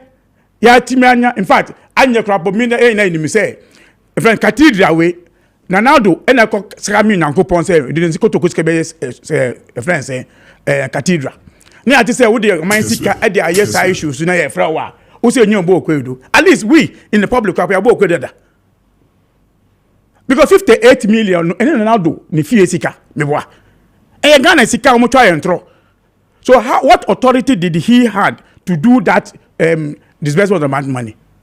And said I excuse or be on board code as a public here, Bonnie Coda. But then you're public and they're prosecuted. Yes, go. I know, another call as coming on coupon. So besides Ramano. And all before a sika, and the command is getting coupons and me, friends as amount. I got for name here, sorry, die. 2 minutes or the only 2 minutes years, and ayo for Rata. A crime ben soon this kind of call, yeah. What's onyo say and prosecute you, charges being also. Charges yes on you. Okay. Now we see for Mama. It is for the issues of Ken of Oriata running away as a strategy the MPP will do. And it's not the first time that they're trying to do. They will do. Kasakwa was say Obaba match, and now or first say Obaba match, and as a match, then they will think whether he's fit to be here. But Ken of Oriata has been in Ghana 1 year. One call hospital and Yantian. One chair say call hospital. Okay. Is it because they say now, born to do on issues now, Johnny? So for me, I still believe say if he thinks that there's nothing, he should avail himself out of it. However, let me show me visa that question. For me, I feel say it also could be a ploy for a friend say OSP to even destroy this case for us. Are they? Oh. If I said now, he says, see public sympathy, about press conference, say Albania. Ube no, because they could use him to do whatever to get some sympathy to him. But I'm happy say Attorney General can say onukapo na system of OSP na nkasa no a challenge to him. Some of the cases no obetina say ahwe. Where a OSP issue, but I believe say every sika Ghana for sure PDS helicopter amokoto kokompe helicopter na no. Friends, them Attorney General will deal with it. But this one, it will help the MPP to be the public space. Press conference. Okay. Press conference. But I want to ask, press conference when they wanted to remove him in the last year, so we lose elections. So they only think about their party. And as Mumbai or my Ghana says, they say Ghana air train no, they should even support. Mama, I don't know. But now defending him. But as I said, there is a space for them to keep in the space of communication. However, whatever it is, that is Ghana money that Keno Foriata has. I will not. If anybody has a problem with OSP issue, now we're going to send a Supreme Court. I'm going to Supreme Court in there. Because idea OSP, but if in that side they should shut up for him to do his work. Better say thank you. 8 minutes after 9. I have Kessben 92.9. Golden Paul Bremma and Yes, Kwame. Yes, my lawyer. My lawyer, Kwaba. Let's say, Maakye. Yeah, Enya. Na Mpomboko, dear. Nyamiadom. Party Muboko. Bibia Boko, so Jumado, so I in phone so with the Eastern region, some of the radio stations because legal issues, no. Yeah. Until you are around until me from Emerson. All right. Mecha, Yashafoni at Tifuina, Minia, Jibril, it is the first time I meet. Madi. Sure, first time now, can say, oh, Kagana, some mostly legal issues against Mupati. I didn't say.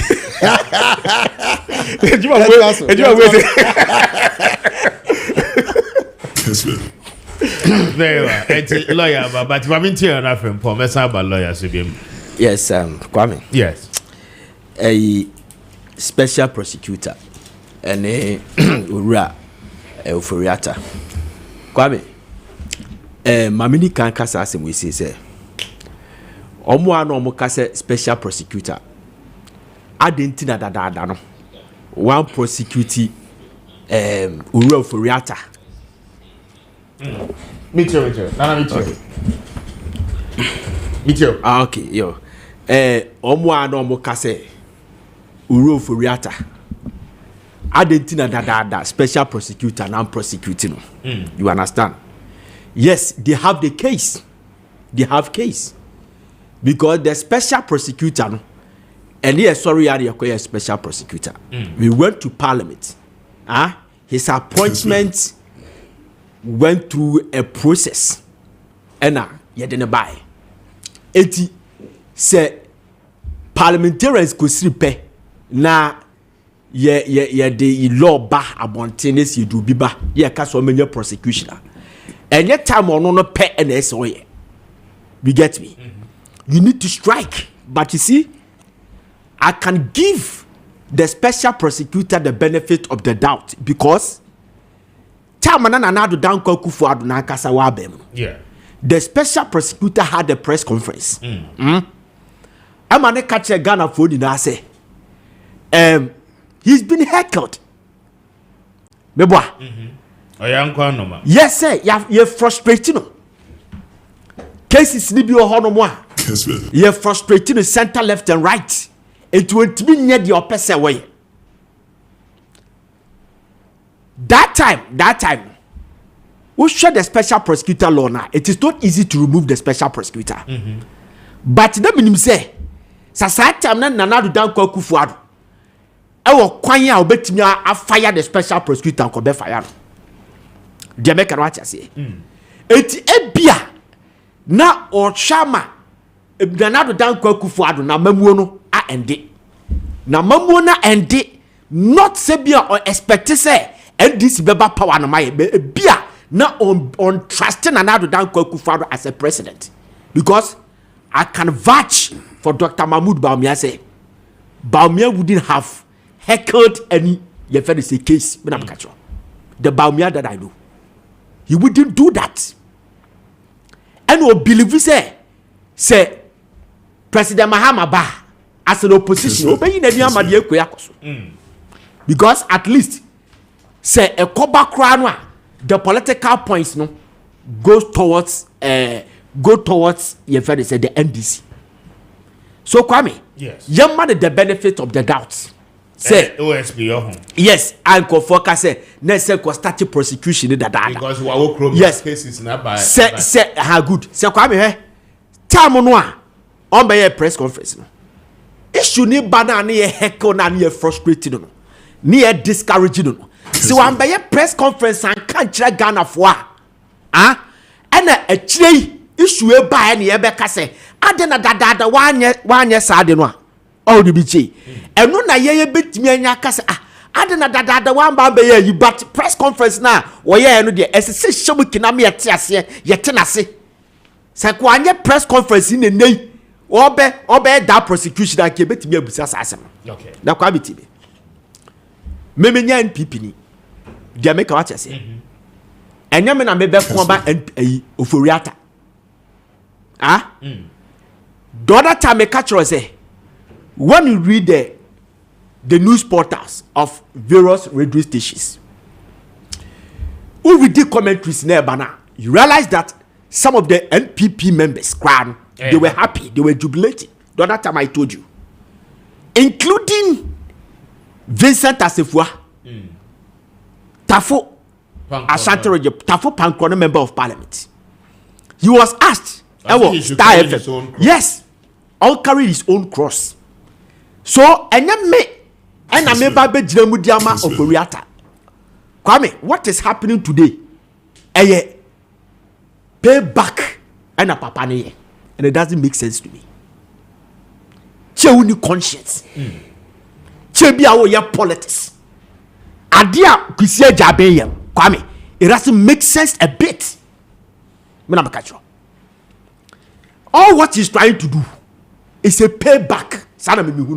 Because his elephant budgeter, Wadema Mr. Foriata, including the BMW 75 Li, now it cost 1.6 million Ghana cedis. Toyota Camry, it cost $330,000. 6 armor cars, and it's a bulletproof year or the buy. Way back. That you not the correct car, Mr. Oforiata, acquire that publication or Ministry of Finance for website. Just my make you. Me too. Emma, the press no smited your friend say, Mr. Kessben Jabin.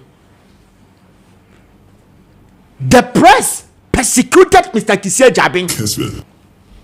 For having requested those things. For yes, so I requested sad we see. The make what I say. So the man kept quiet. All what he's doing, Kwame, me sure pass a playback, a payback. Say ye payback a party. I don't know, Kwame. I don't get it. I don't get the head and tail of the whole thing. Mr. Foriata is a Ghanaian. Am I right? Good. With the Ghana card, and oh yeah, former finance minister, and yet the charges. What can we say? And no baby one tiasie and your office no Emma who quite follow within the mandate of office of the special prosecutor. Then you call Mr. Foriata invite him say and normal be say or no be shwebna yente normal say. You have invited the person. Nipa ne se me yare me hododo me kwahwe me ho yare indefinitely. Just ma make you. Obi a okọ hospital. Ebi a wa book so okọ hospital. When them dear better so the indefinitely that is the meaning. See a general tour, eti ye de no koto wia and I bet me determine down. It is only doctors. Me hold you breath man. And now see for man. Jamaican watch as Kessben. Me hold you breath man. But was say indefinitely eti ni pani ya require. This country are him for cry almost ya. Yes, me swemi yare. Jamaican watch as me swemi yare. And no sad and chair. Mr. Victor Salome was Victor Salome was given a presidential pardon, not because of say near the independence and BBR, because he was sick.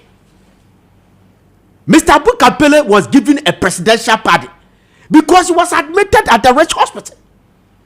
He was sick. And you will say, no, they have served this country before. We shouldn't allow them to suffer in this way, man. After what? It is here more pardon. And to Kwame, what I was expecting the special prosecutor to do, he say, Kwame, okay, track the hospital no near her say yampa. Because and confront Tracy come and confront Kwabocha investigate issues about this country. Kwaku Baku was sponsored to go to Switzerland to investigate President Rawlings. So a Jewish shop and what your friend is Switzerland. Addison, Mr. Addison, lawyer Addison. Ni team ni normal go Dubai. I married you. Investigation. Just a phone call. This is a hospital. I have now hospital in America. Just a phone call. Papa no was so about and the grandpa or about I said this. Then you read your timeline. No, I should the time on invitation. Who should I say and correspond there? Then you realize that this man is lying to Ghanaians. They will declare him wanted. But how will you know say be our Oh, back we have read a series of invitations here and in the press conference we listen to the press conference. Jamaican watch us say because last week was declaring him as fugitive. This week wanted. Wanted. Yes. Until that me be say be in the background no. So we're cross-checking with the hospital and no you're silent on Ghanaians. You may not know. That's what I'm saying that. I saw me at you cannot just declare anybody just like that. As I saw me who explain this here, I say, okay, make us a fugitive. Now what's the you understand? By a cross-check here, no, indeed the man is a fugitive. Just say run away.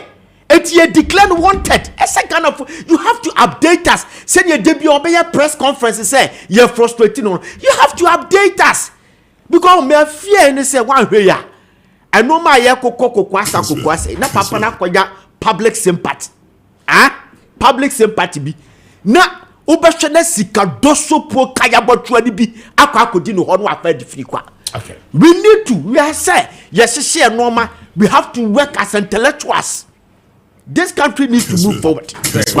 We need to move forward. May I say 21 after 9. My main fast that be my Eclipse collateral management for na and pay wood mia.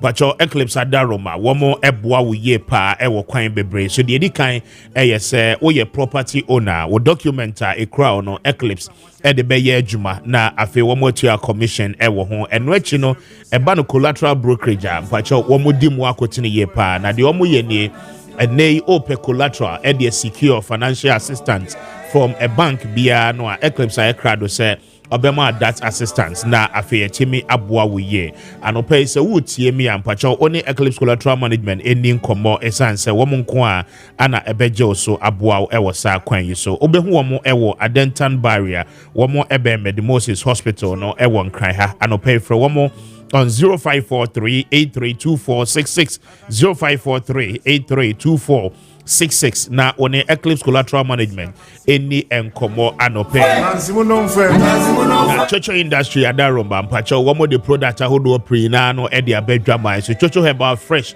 yes seminar e wo dwa man so say mpacho anope rushes google ho a obeyi so chocho herbal fresh na wo de aye seminar de bia no wo de bedware e beyi sa rushes ni nyina no the free ho the amount pacho eba no chocho tea na eno no eye number 1 extraordinaire ene anope bia obetimi afa no as your beverage na wanonom be in the day no ebema wa very active na ebe reduce sugar levels no ama bibia nso etimi aye kama anope ma wonsan ka bi na ebeboa wo ye chocho ba eye ba ma pacho ye di twitwi ye ho eye pain reliever kese pa na e provide effectiveness e the ma body system no anope uye obi a wo fra dwuma so ba aya na wote yaw ewo nipadua no emodia anope yisu chocho bam na pebi na fa yisu ebeboa wo ye na echemi aboa chocho skin toner opese o color no epie ye opese o we de eni eda ho ye eye extract from aloe vera anope yisu bi na ebeboa wo ye pam pacho chocho product egumu ahodo bebre okọ herbal shops supermarket malls ahodo no any chemical shops no pharmacies baby abekobia no obenya chocho product ni bi na wetimi ato eyusu open dudo motu a obeko su home in the eastern region eho ana factory no ewo anope for one on 0551815388 0551815388 and after 0244 727348 na woni chocho industry eni enkomo anopay Wamwada Roma ana abua ye na oposi ni na dro no eye imbustable mixture anopay se wutie me na we immune system no aye weak yare bowa na account de watu hodoma anopay wadra esese wonnom no eye imbustable mixture eboa epeja nkwam anim ama hoden shonkon ebem anopay ebe kenyao se de be ya yare bia ebebe bia no wonso obetimi ene no akon ate afei syphilis gonorrhea hawadwen pressure ewo so stroke ewo so fatigue we adwuma kakra bia ayana otembre pa anopay nonom imbustable mixture bi na ebeboa mpacho ko herbal shops any pharmacies ahodo ni nyina na kogibi open do motu a oni imbust any nkomo on 0246 208496 0246208496 na imbust ebejo so na afi womo etimi aboa we. It is only 25 minutes after 9. Now, Bayport Savings and Loans and Enrollment Team Pacho and they one more at the fixed deposit investment. But Bayport Savings can choose a bra. Ukita 5,000 Ghana cedis and above. One baby account at the amount. Now, what do you no atum?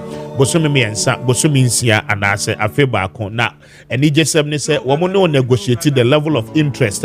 As I say about Sikane so na affair Timia Bua Yepa and pay only Bayport branches across the country any enkomombo na wamo ebejo so ama Sikane so ebenyi ede amount.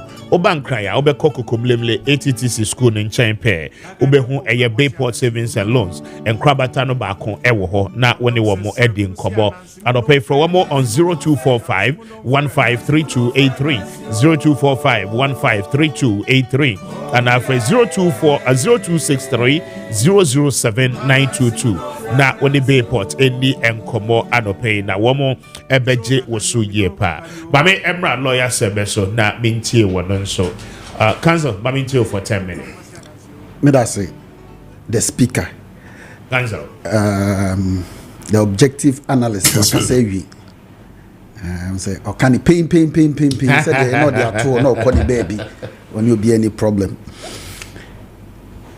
enua oforiata na ansa na mebe no so no just want to pass a friendly commentary ama menua hadi madi ya wie ya to aba na wie it was between reset and digitalization Ghana for seeing reset ya jatu reset and upgrade yes mo na mote eso eman amamuo na ese koso yanso be ya afemu de abomochi na ya criticize mo constructively na ya manyo sem no se de eko no me feel say braso see ese sanyo mem kakra ya to aba na wie yes during the campaign period the jobs be call left right center is acceptable but you na say you said ye honkomo abuman na I think say description be a ode man ye wa modin but it was Dr. Baumia na form kakra I feel say me kasa emfa ye man panyin ho nti empanyin for say wo ye deputy director for elections no unimude nkan DC fa onye deputy director enti se bibi kwa na me na onya adwuna mintimi speak to you in a derogatory manner timesre say kasa mu no ye ma ehomre jam because Dr. Baumia ono onye ni paketwa country yemu na bibia nkototi yenua ofori ana yewura ofori atasem yi the objective analyst kasano o kan bibi say the problem pa ni omo say dada na oti ho ye den dada na oti ho ye den I totally agree but it is being said in a context as I say yehwe say yewura ofori ata a lawyer for atro special prosecutor actually say na ho mfa no even there is another letter indicating say okay within March or so if I'm right he should be in the country and on a question beba say na empepre hu bebrebe ya ase bibi dwane agya ye de adan na ne dada no o bibi a wan sha ase entem na bra nipa ni nia no na ase kukuku ase o china nko ano Ghana ejra eno ne problem a ye mu bi ye war with special prosecutor na so no objective analyst wa kire me mu eziga wa kire me mu de ntia ebia special prosecutor or ye because in all fairness it doesn't make sense. Yewra Kiseja be a lawyer for any a police for na ye adwuma oh wow na o client afro say you invite me police station say ebi kwa na ko ba ko mi na fe dia toso no ntumi ne nko because ne hododo no o fra police for ne omudi nkoma essence say o ya lawyer ni nti no odi ni die ma wo say dia wo ka no e no kore enti amongst lawyers crowd here we speak at the bar. If we say I'm speaking from the bar, what it means they say dia wo ka no e no kore sa ne a training yen Kiseja be a lawyer na say fellow lawyers atro krata am our explanation say uhia nipa no also nipa na eja hwe Mayo Clinic e bia Mayo Clinic kra na nka menti din da wo enam wo so ene sa yo ni wo say clinic bi wo ha your friend Mayo Clinic checking this shouldn't be difficult. So what any press conference now be here anymore baby I'm here so disappointed in him na me feel he say BB there is BB shit asiye and he said in the press conference was say the entire what declare fugitive and he say wakase or out of the country indefinitely anunti odwane emra na obika say or out and I say if something is indefinite it doesn't mean say sorry forever and ever. It also means say it is for a certain period of time. It can even be tomorrow. You are simply not certain of when you are returning. Said ye minya eka ye no. Oyare doctor you show movie and bon say mejo ebi o kra utimi work e hospital kim for check up. You check it we yes say din so e ye pass oba ye eji wato. So you yourself you thought say me konama saba. But to call ye de wato. Say e bi take you pressure kra ba bi pressure nam no nim. Ye nim oman mu empanyimfo a ebinom timi ewu eto omoka mu because of what?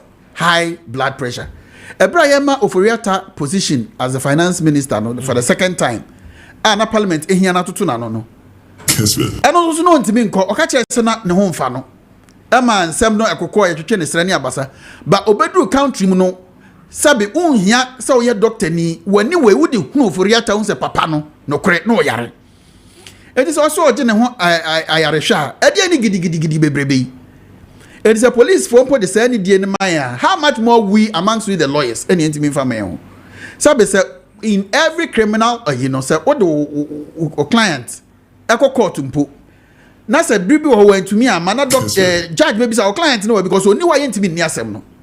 Say wo ko na say ill health now show say ampa or hospital na BBC judge no be ma date. Na we e dey any people hu bebrebe. That is what the question is. Because it's not easy to declare somebody a fugitive and declare the person wanted.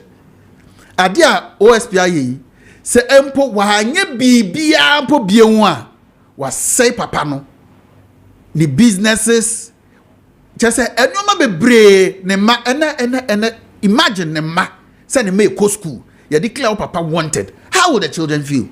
And this one is global around the globe obia hu kanene say bia bibia si ewo Kumasi a so when yeminya kran konkran esi wo Ghana memfa ne nkokro foforo so but we there sabe wanted ya what declare nga say untumi o nemom kamia ye say botaye bi wa akire ya obi wa akire you do me I do you bi wa akire I don't know no because you are not position as a special prosecutor you are immune for 7 years obi antimi entache it is when you kwan I think so by 4 years MI within the 4 years Moana Okwi.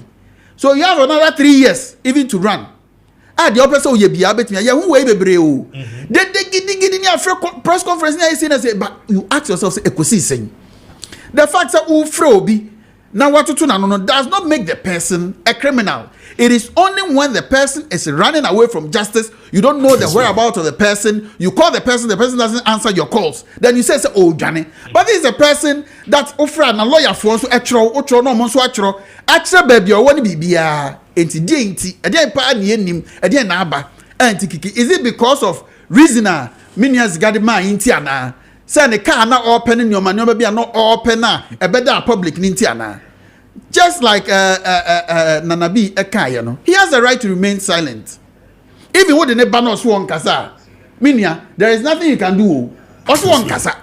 Faniko issues are when you know. Faniko ade oba omani bail na. Maybe sir enough from posing a very simple question. Say in the background, could it also be say OSP no aye all the necessary checks and correspondence from the hospital address near DNO and what coming to conclusions and there be a papa no and nam say you know I mean last week was declaring him fugitive. Now Endra in the afternoon and the flyers near the started say circulator ye declared wanted and between last week and this week no what might have happened to necessitate that is one question OSP no enya no to us. Say Osha said the OSP Odini Juma, the sensationalism said the Otna press conference. I said, She ni dimina ni posture nanim diakro ode ye ahode ode ye no. E just senko aye bibi ehunu se papa no. Eboa kodia betu dwa da na se mepe wo. E na wa sa amanya wo. Eni said the obe explaining say osi wo indefinite nti den eno kire me say nokre bibi fufuro bia nsi because say bibi fufuro si no ameka nche dia no ono ana why ne ho the service because say the enim ne be ka de ehun so ne be di ho adanse de wa be ka kire no eno abobo ene be ba be di anopa bia be ba betena enti menyin tumu menyin ni say wanya bibi fufuro bia say bia oforiata e wo ho ana oni ho da bi ekwan a onam so no de ye ka ne say wo wi ofo nsa no wa hwe won so de won so akwa office ni bi o it is here dealing with you in this manner. You ask yourself the question, say, Ebe odana. Si adibi ye ebribi ye chem na enya. Ye condemn say enya. Should you continue simply because say ye dibi obi? Dabi, we have to enya na enyini na yes ye enyini democratically no. Na ewe himfa. We need to grow. Eti me enya say ebia obi die ebi ye kwachi obi enti yanko so nye saa na. Sabi omko ready ni fie ho no omanko hu abusuafo ho ana.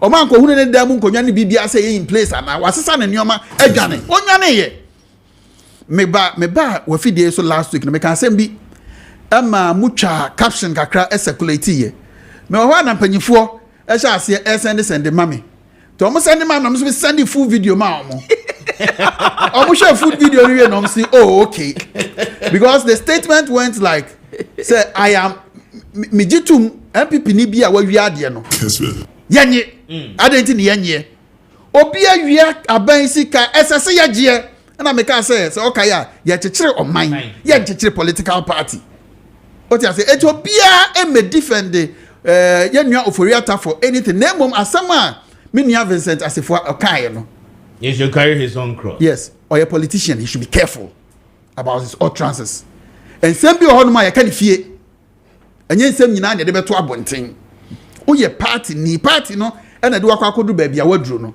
I'm not saying say no kura bi wo hwa ye nka ho nemom obeka say he should carry his own cross on say and say bebre na aba but Mr. Speaker kasa no pa no wotimi yi ho e de ba say carry your own cross. What does it mean? It means say wo no the ordinary person or teacher say and na bibi akoso if we say yes say odenchem firi ase e be ka kire wo say bomo chefo said ewu a yenyi na chinye it is any personal issues with the man yesra no no kra no enedi dem such comments there or your politician he should be careful so as am no kind no e da ho a ono so etwen no May I say, lawyer Kessben Awoten and kind of member of the NPP. We say, good morning, Mr. Speaker. I'm an NSS personnel and yet still haven't received my alawa. Tell Madi Jibril. Madi, yes, you're Ninsanka and alawa. We say, good morning, Speaker. I'm PM at please, the NDC man also helped the OSP to bring Muslock NDC woman sanctioned by the court to serve her sentence. You are referring to Sedinam Tamakulu. Ziga, you are an NPP. The whole former president investigated where was Oforiata and Nana Addo Dankwa Akufo-Addo when people were heckling former President Mahama and now President. We must say the truth to people. Thank you. Well, it's a good morning, Mr. Speaker. I'm watching you live from Ketekrachi in the Volta region. God bless you and your team. Ali Dauda, that's your name. Thank you for a message out there. But we say I'm Stone from Sechere East. Please, I want to know if the Ghana cards are supposed to be paid for once you go in for it. Okay, thank you very much for a message. Na mena Obatampa Prostate Center for ase anope womwada Roma woman so aboa mpacho utie me wo ye bema 40 years and above prostate no ahyase more symptoms anope ode wani chiremo ewo Obatampa so ya wombetu ni nyina no ase ede ama wa ya show catheter mpacho ene oma ye Obatampa kwan a obeyi ni nyina no ede free ho ede ama edura na joa frequent urination, Ojonson tentempa, Ojonson prebebre, and sana diachia, Ninano, symptoms or prostate, at the air mouth. To get it done, Ninano, Obatampa, Ebetusa challenges, Nina, I say at the amount. Call Fifi Pratt last stop, Ewa Kaswa, Ninyano, main road, no, so announce yourself for one more on 0553 800 0553-800-678 na woni Obatampa Prostate Center any enkomo anope. But remember ma DJ bro so na me man 5 minutes. Madi me ba also na mama osimanum Ashanti region the end the waka kakra for the Council of State election. But dum so no as ye imminent across the country in Ashanti region and part of Greater Accra. Bebrinano SCC. What is really happening with power crisis year coming? Mr. Speaker, my man Chireminia Sibe, lawyer. Sebe. I've taken his advice. But I believe he said that word mate, but I'm not born a mate. Or the kind of campaign, we didn't mention that mate to him, and he used it say or no for your mate. Okay. But you see, let's move forward. It's part of our election year. And cancer board said the also year. You see, I think that is good. Say, yeah, in our politicians, we are growing. Yes, and. These words are here can say, oh, Abayans is yeah, or my head, you know. We keep saying it every day. We have said it several times. Not the first time, and I believe that we all will change towards say, my Liberia on elections. Also, Liberia say you do election time, you don't talk political issues on radio. The Ghana credit is how the law no. But yeah, they are no sorry, not any law, but you could see after elections, so follow year. But if there were time I release campaign issues. If I call GBC that time, no political activities they don't accept it. But they say baby I call no. Ebi now start here say you will criticize. Oh, because I will say it's part of our politicking but we'll take it in the good strive, we won't. However, again, to even go into these issues, I think, Mr. Speaker. Yes, if politicians would be truthful to ourselves, this issue say it will be or any issues we will not be even debating it. Say an individual and any these are issues where it will be a different thing altogether. Yeah. You and I know people tricks are here politics to break the law. What a politician can do in between time, Master, a private person will not do. What you are saying. So at times, if you sit and go beyond the thinking, approach is become a different thing altogether. Approach should be bad differently because say normal person, as a private person now, issues to way. You will see the human rights issues now. But now go step back and look at what a politician can do to actuate some issues. So what I say. So for me, in fact, I remember when we started this Ablekuma Central issues, North issues with EC. I told them, say, if the political parties would tell the EC the truth, and use kind of we would have gotten to where we are. Okay, so yes, law no, and that is why we are saying law now more king kind of at any time there are punches in the law. Who can clap or say when you say no, we bet me punchy issues will move after more diako. And this is one of the challenges of mining and I think we need to start looking at it to save all of us. Obi, Papa, all of us are politicians. I think that it is a warning to all of us. AC say no, Bisamu say, do I want to leave this legacy to my family tomorrow? Yeah. Say, Mr. Say, me Juma. Yenchu mi Jojo say in the public say yeah obi say it should be a lesson. They be a say so be free moon there.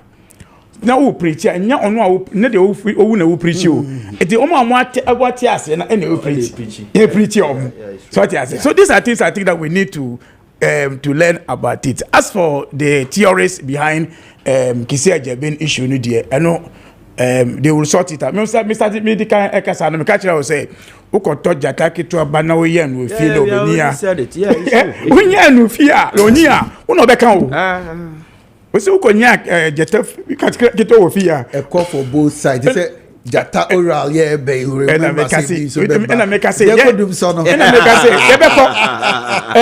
Mr. Speaker. But you were just I think that as a politician today will believe in things that we say yesterday to refer to today.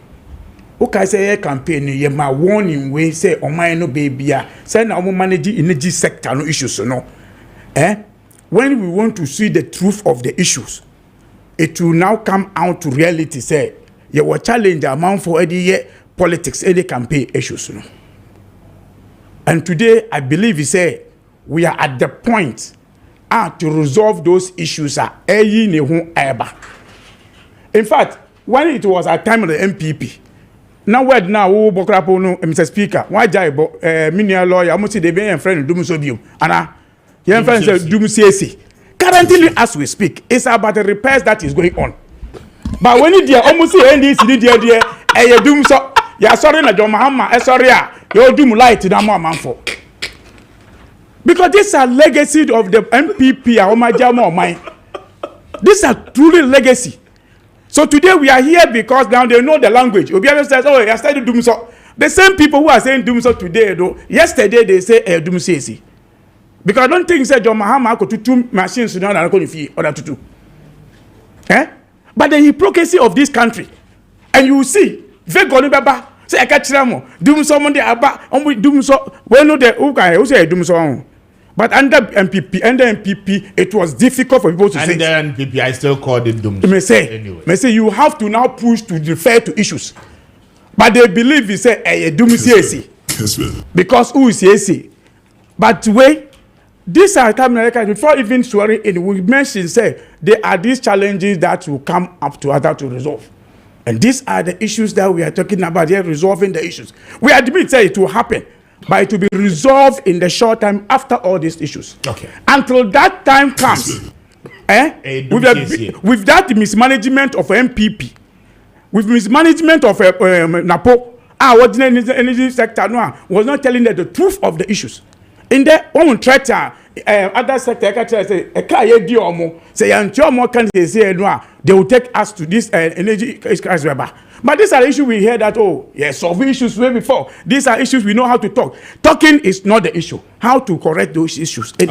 But we will not shy away from it. We are not a political party that ran away from solving the challenges of this country. We will hold it up when that challenge. In fact, this issue light in the air cut off, say didn't start from the swearing on John Mahama. On 23rd of December. 23rd. From all this and light in the air cut off. But all of us have come to realize the challenges that are ahead of us. Unless anybody who pretend to say they be where they are from to John Mahama, so because. But we are saying that we are coming to fix it as we fixed it before, leaving power. In fact, you have free power in 2016. Light never went off. Now the MPPD say, "Oh, I'm buying home the light issues." You know, when we told you, said nothing did you add into it. Okay. But this one, I believe he said they can also tell us, "Legacy, we are resolving it."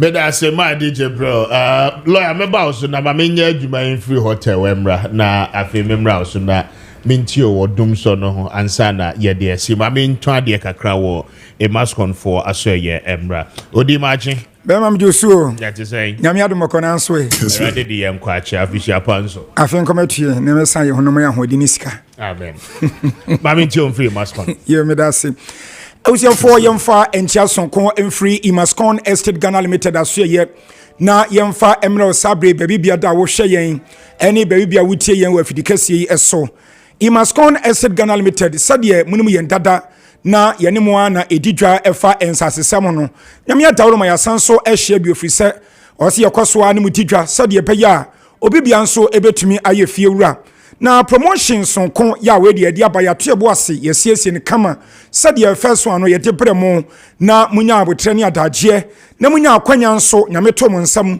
mutimi ebeto ye nsase ne bie no sade mpanufo kan etrenti ya ye nya echesoa sanso na mekan bi obo no ma sa bere no afa ne oboabo no se ono nso so ni ma betutom na akwanya no aba na watimi ato ye nsase pa bi na watimi nya ba bi edi ni tiri ato na dachian koma bi no one na busuan so one more anye mobote biarota enunti ana Imascon Estate Ghana Limited yasanso abamu nchambio elmofie mu offices any baby biada mo hwa yense yede enhye papa na ebremu na timi aboa mekwano atom na matimi ato ensase payi ebi promotion we ya yen ya to ne din as a change your name from tenant to landlord change your name from tenant to landlord nese sesa udin efri obi a wo han edan na efako efie wura mu chesa wo sesa udin sa wo han edan na nyame adawro ma onso watime kuta wo safoa na wahim anwan e de atramansan se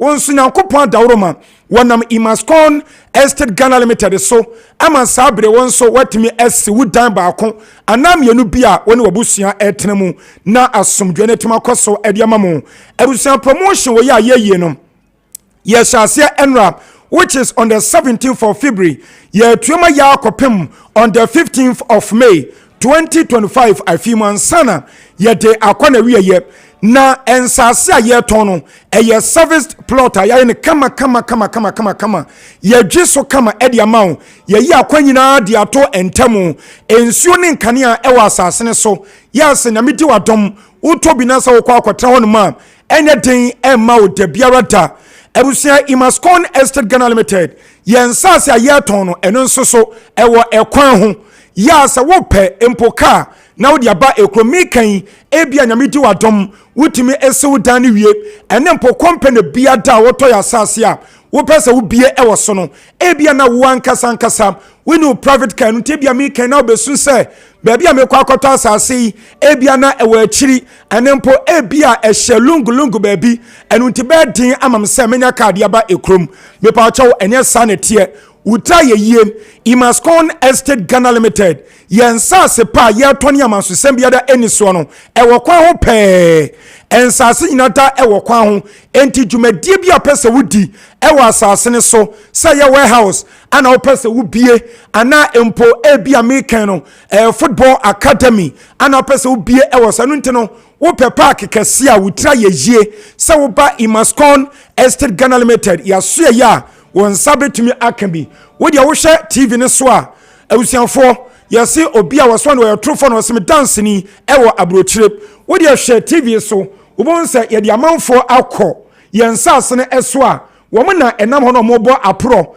no mo ahye yensase pa ye ton no wo bon se yensase no edaso flat eye fret eni da ensuom eni da techem engu bi poso anempo engu bi pa yase enu nti ana Kotika International Airport mpanufo won ma boy amane se enche biada wo mo kwa bie airport ne kase pa ɛwɔ Tripoli nkyɛn hɔ ani nyina de sɛ ensase no ɛyɛ flat sɛdeɛ bɛyɛ hɔ nom ɛnkɔyɛ amenamena bi na akɔfo hawo ɛde aba ɛno nti ne yɛse bra na yɛde yɛtu mmara ne yɛakyerɛ wusie sɛ yɛnsase a yɛtɔn no ɛyɛ ensase papa na yɛnsase yɛwɔ mmea mmiɛnsa ɛhɔ nom ane yɛse bra ne bɛtɔ bi deɛ di kan no yɛato din sa Liberty City deɛ ɛtɔ so mmienu no ɛyɛ Shalom City deɛ atwa tɔ mmiɛnsa no ɛyɛ Goodness City na abusua yɛnsase a yɛka sɛ bra ne bɛtɔ bi no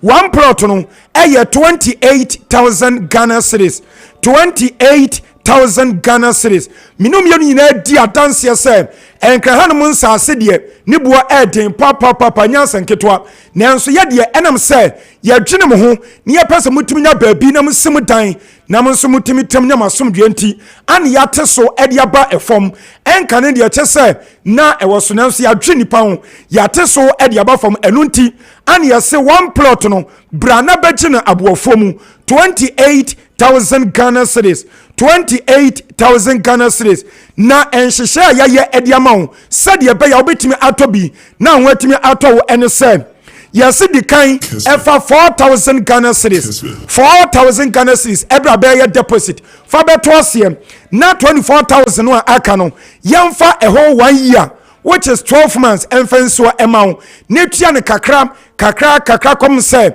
1 year no ɛbɛso no na 24,000 Ghana cedis na aka no na nyame ahyɛ no ho ɛnumonyam na watua awie afɛn nso sa wo per half plot ɛna ato a ɛno nso yɛbɛtwa ɛde ama wo ɛno nso no ɛyɛ 14,000 Ghana cedis 14,000 Ghana cedis ɛno nso ensuo tɔ ne nso fam ɔden yɛse di kan na fa ɛyɛ 2,000 Ghana cedis 2,000 Ghana cedis ɛbɛto aseɛ na 12,000 no a aka no ɛno nso yɛde bosome ensia 6 months ana esi wɔ ne aspread ɛde ama sɛ tua ne kakra ɛkɔm sɛ 6 months no ɛbɛso no na nyame yɛ diadom na nso watumi atua awie yɛmpa ɛbɔ ɛne sɛ wode kakra bɛto aseɛ ne yɛde wokɔ asase nso ne yɛkɔte ne yɛde ma wo a ɛmmerɛ no ɛnso mpo na nkoa siw dan awie ɛno nti bɔmmɔden aberɛ a Imascon Estate Ghana Limited deɛ ɛnhyɛ papa ɔde agu akwan mu no wobi bia dane wo a wɔtɔn nsase wɔ Ghana hanom a wɔn saa packages papa wei ɛde ɛma wo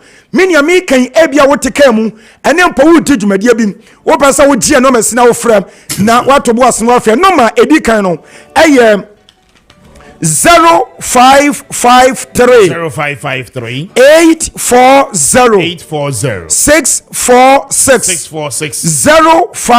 0553 840 646 afei 0553 838 730 0553 838 730 and 0209 155 437 0209 155 437 ebusia de ye kan say ya ton sase de magana adehye over 33 good years nie over 33 good years enie nyame adom enam no kwaredie ya yedie ena afenipa do ya de ton ensase ntino yenya mansu sembiata ewo yensase a yeton no sebia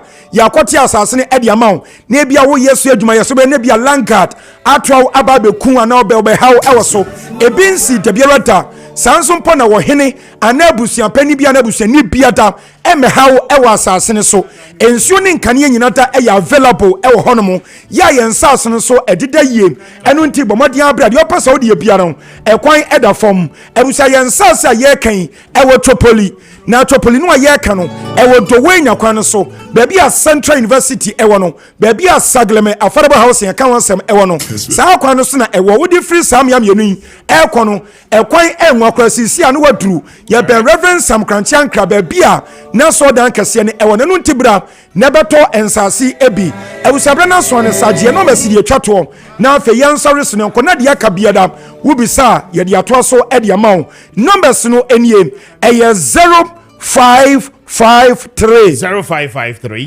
840 840 646 646 0553 0553 840 840 646 646 and 0553 0553 838 838 730 730 0553 0553 838 838 730 730 and 0209 0209 155 155 437 437 0209 0209 155 155 437 437 Abusia you must con Estate Ghana Limited in Sase Eyen Sase Pentia Soldier Forces Abegme for any ankwankwa nya beto tibra na beto bi yeda won se.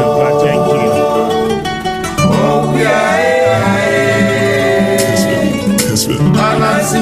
I was saying that say Mame Emra lawyer Sebeso na mintie no cancel Mame mintie wo dum so no na your face. Me da say sagle me sa piem wa ha. Okay. Mr. Speaker, oh, that didn't call me. Give me the fire. Oh, just enlighten me. Me who say obrena so na me nua so nya botre because dum so no de enye ho na me ponchi e me attack afi no ba ban mu mo to to mo nioma yese me nda se kwasi ada be da efi me nda najo agro na hyase ne nyanko ne gidigidi me de me mamo the benefit of the doubt me nyet is special prosecutor gidigidi afi no ba ban mu o ka dum siesie ninim ekopie ebra the current energy minister in parliament edundum bae e wo achimota ne environs e ho na napo beka kire achimota kwan na ye no ene etutu post ni si ente edum siesie man te yase e de kasai bebre na dum so no mebisa se efri ndisi mu na bae o ye maame ama benyiwa do so I think is he still around? No.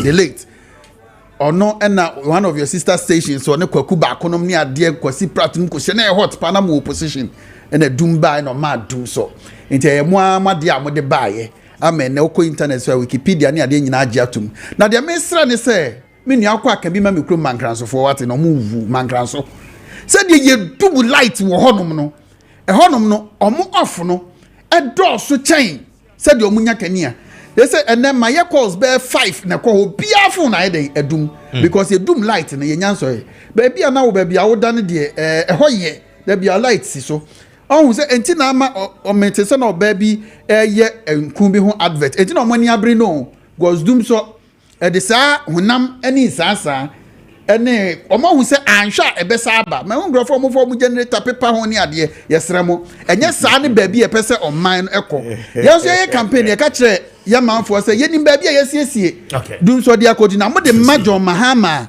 dum so besa aba edi mo kan ye no se no na aba mu ade yenso ye kan no en na aba but we wish the nation well nyame mamo nimdie bia mu hia na mo fan fixe MPP for no mo ye no Dr. Baomianom ene ne Kennedy Japan nom ne ade omo da so around consult yomo na say dum so we dey yentumi ensan fieti enkongoshem yen sha ase enti me nko we dey preliminaries keke na the time no so aso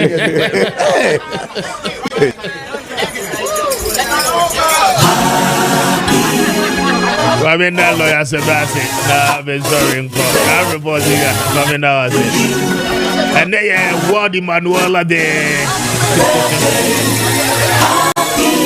A very big happy birthday to you, Ella. It's your birthday today. We celebrate you in a grand style.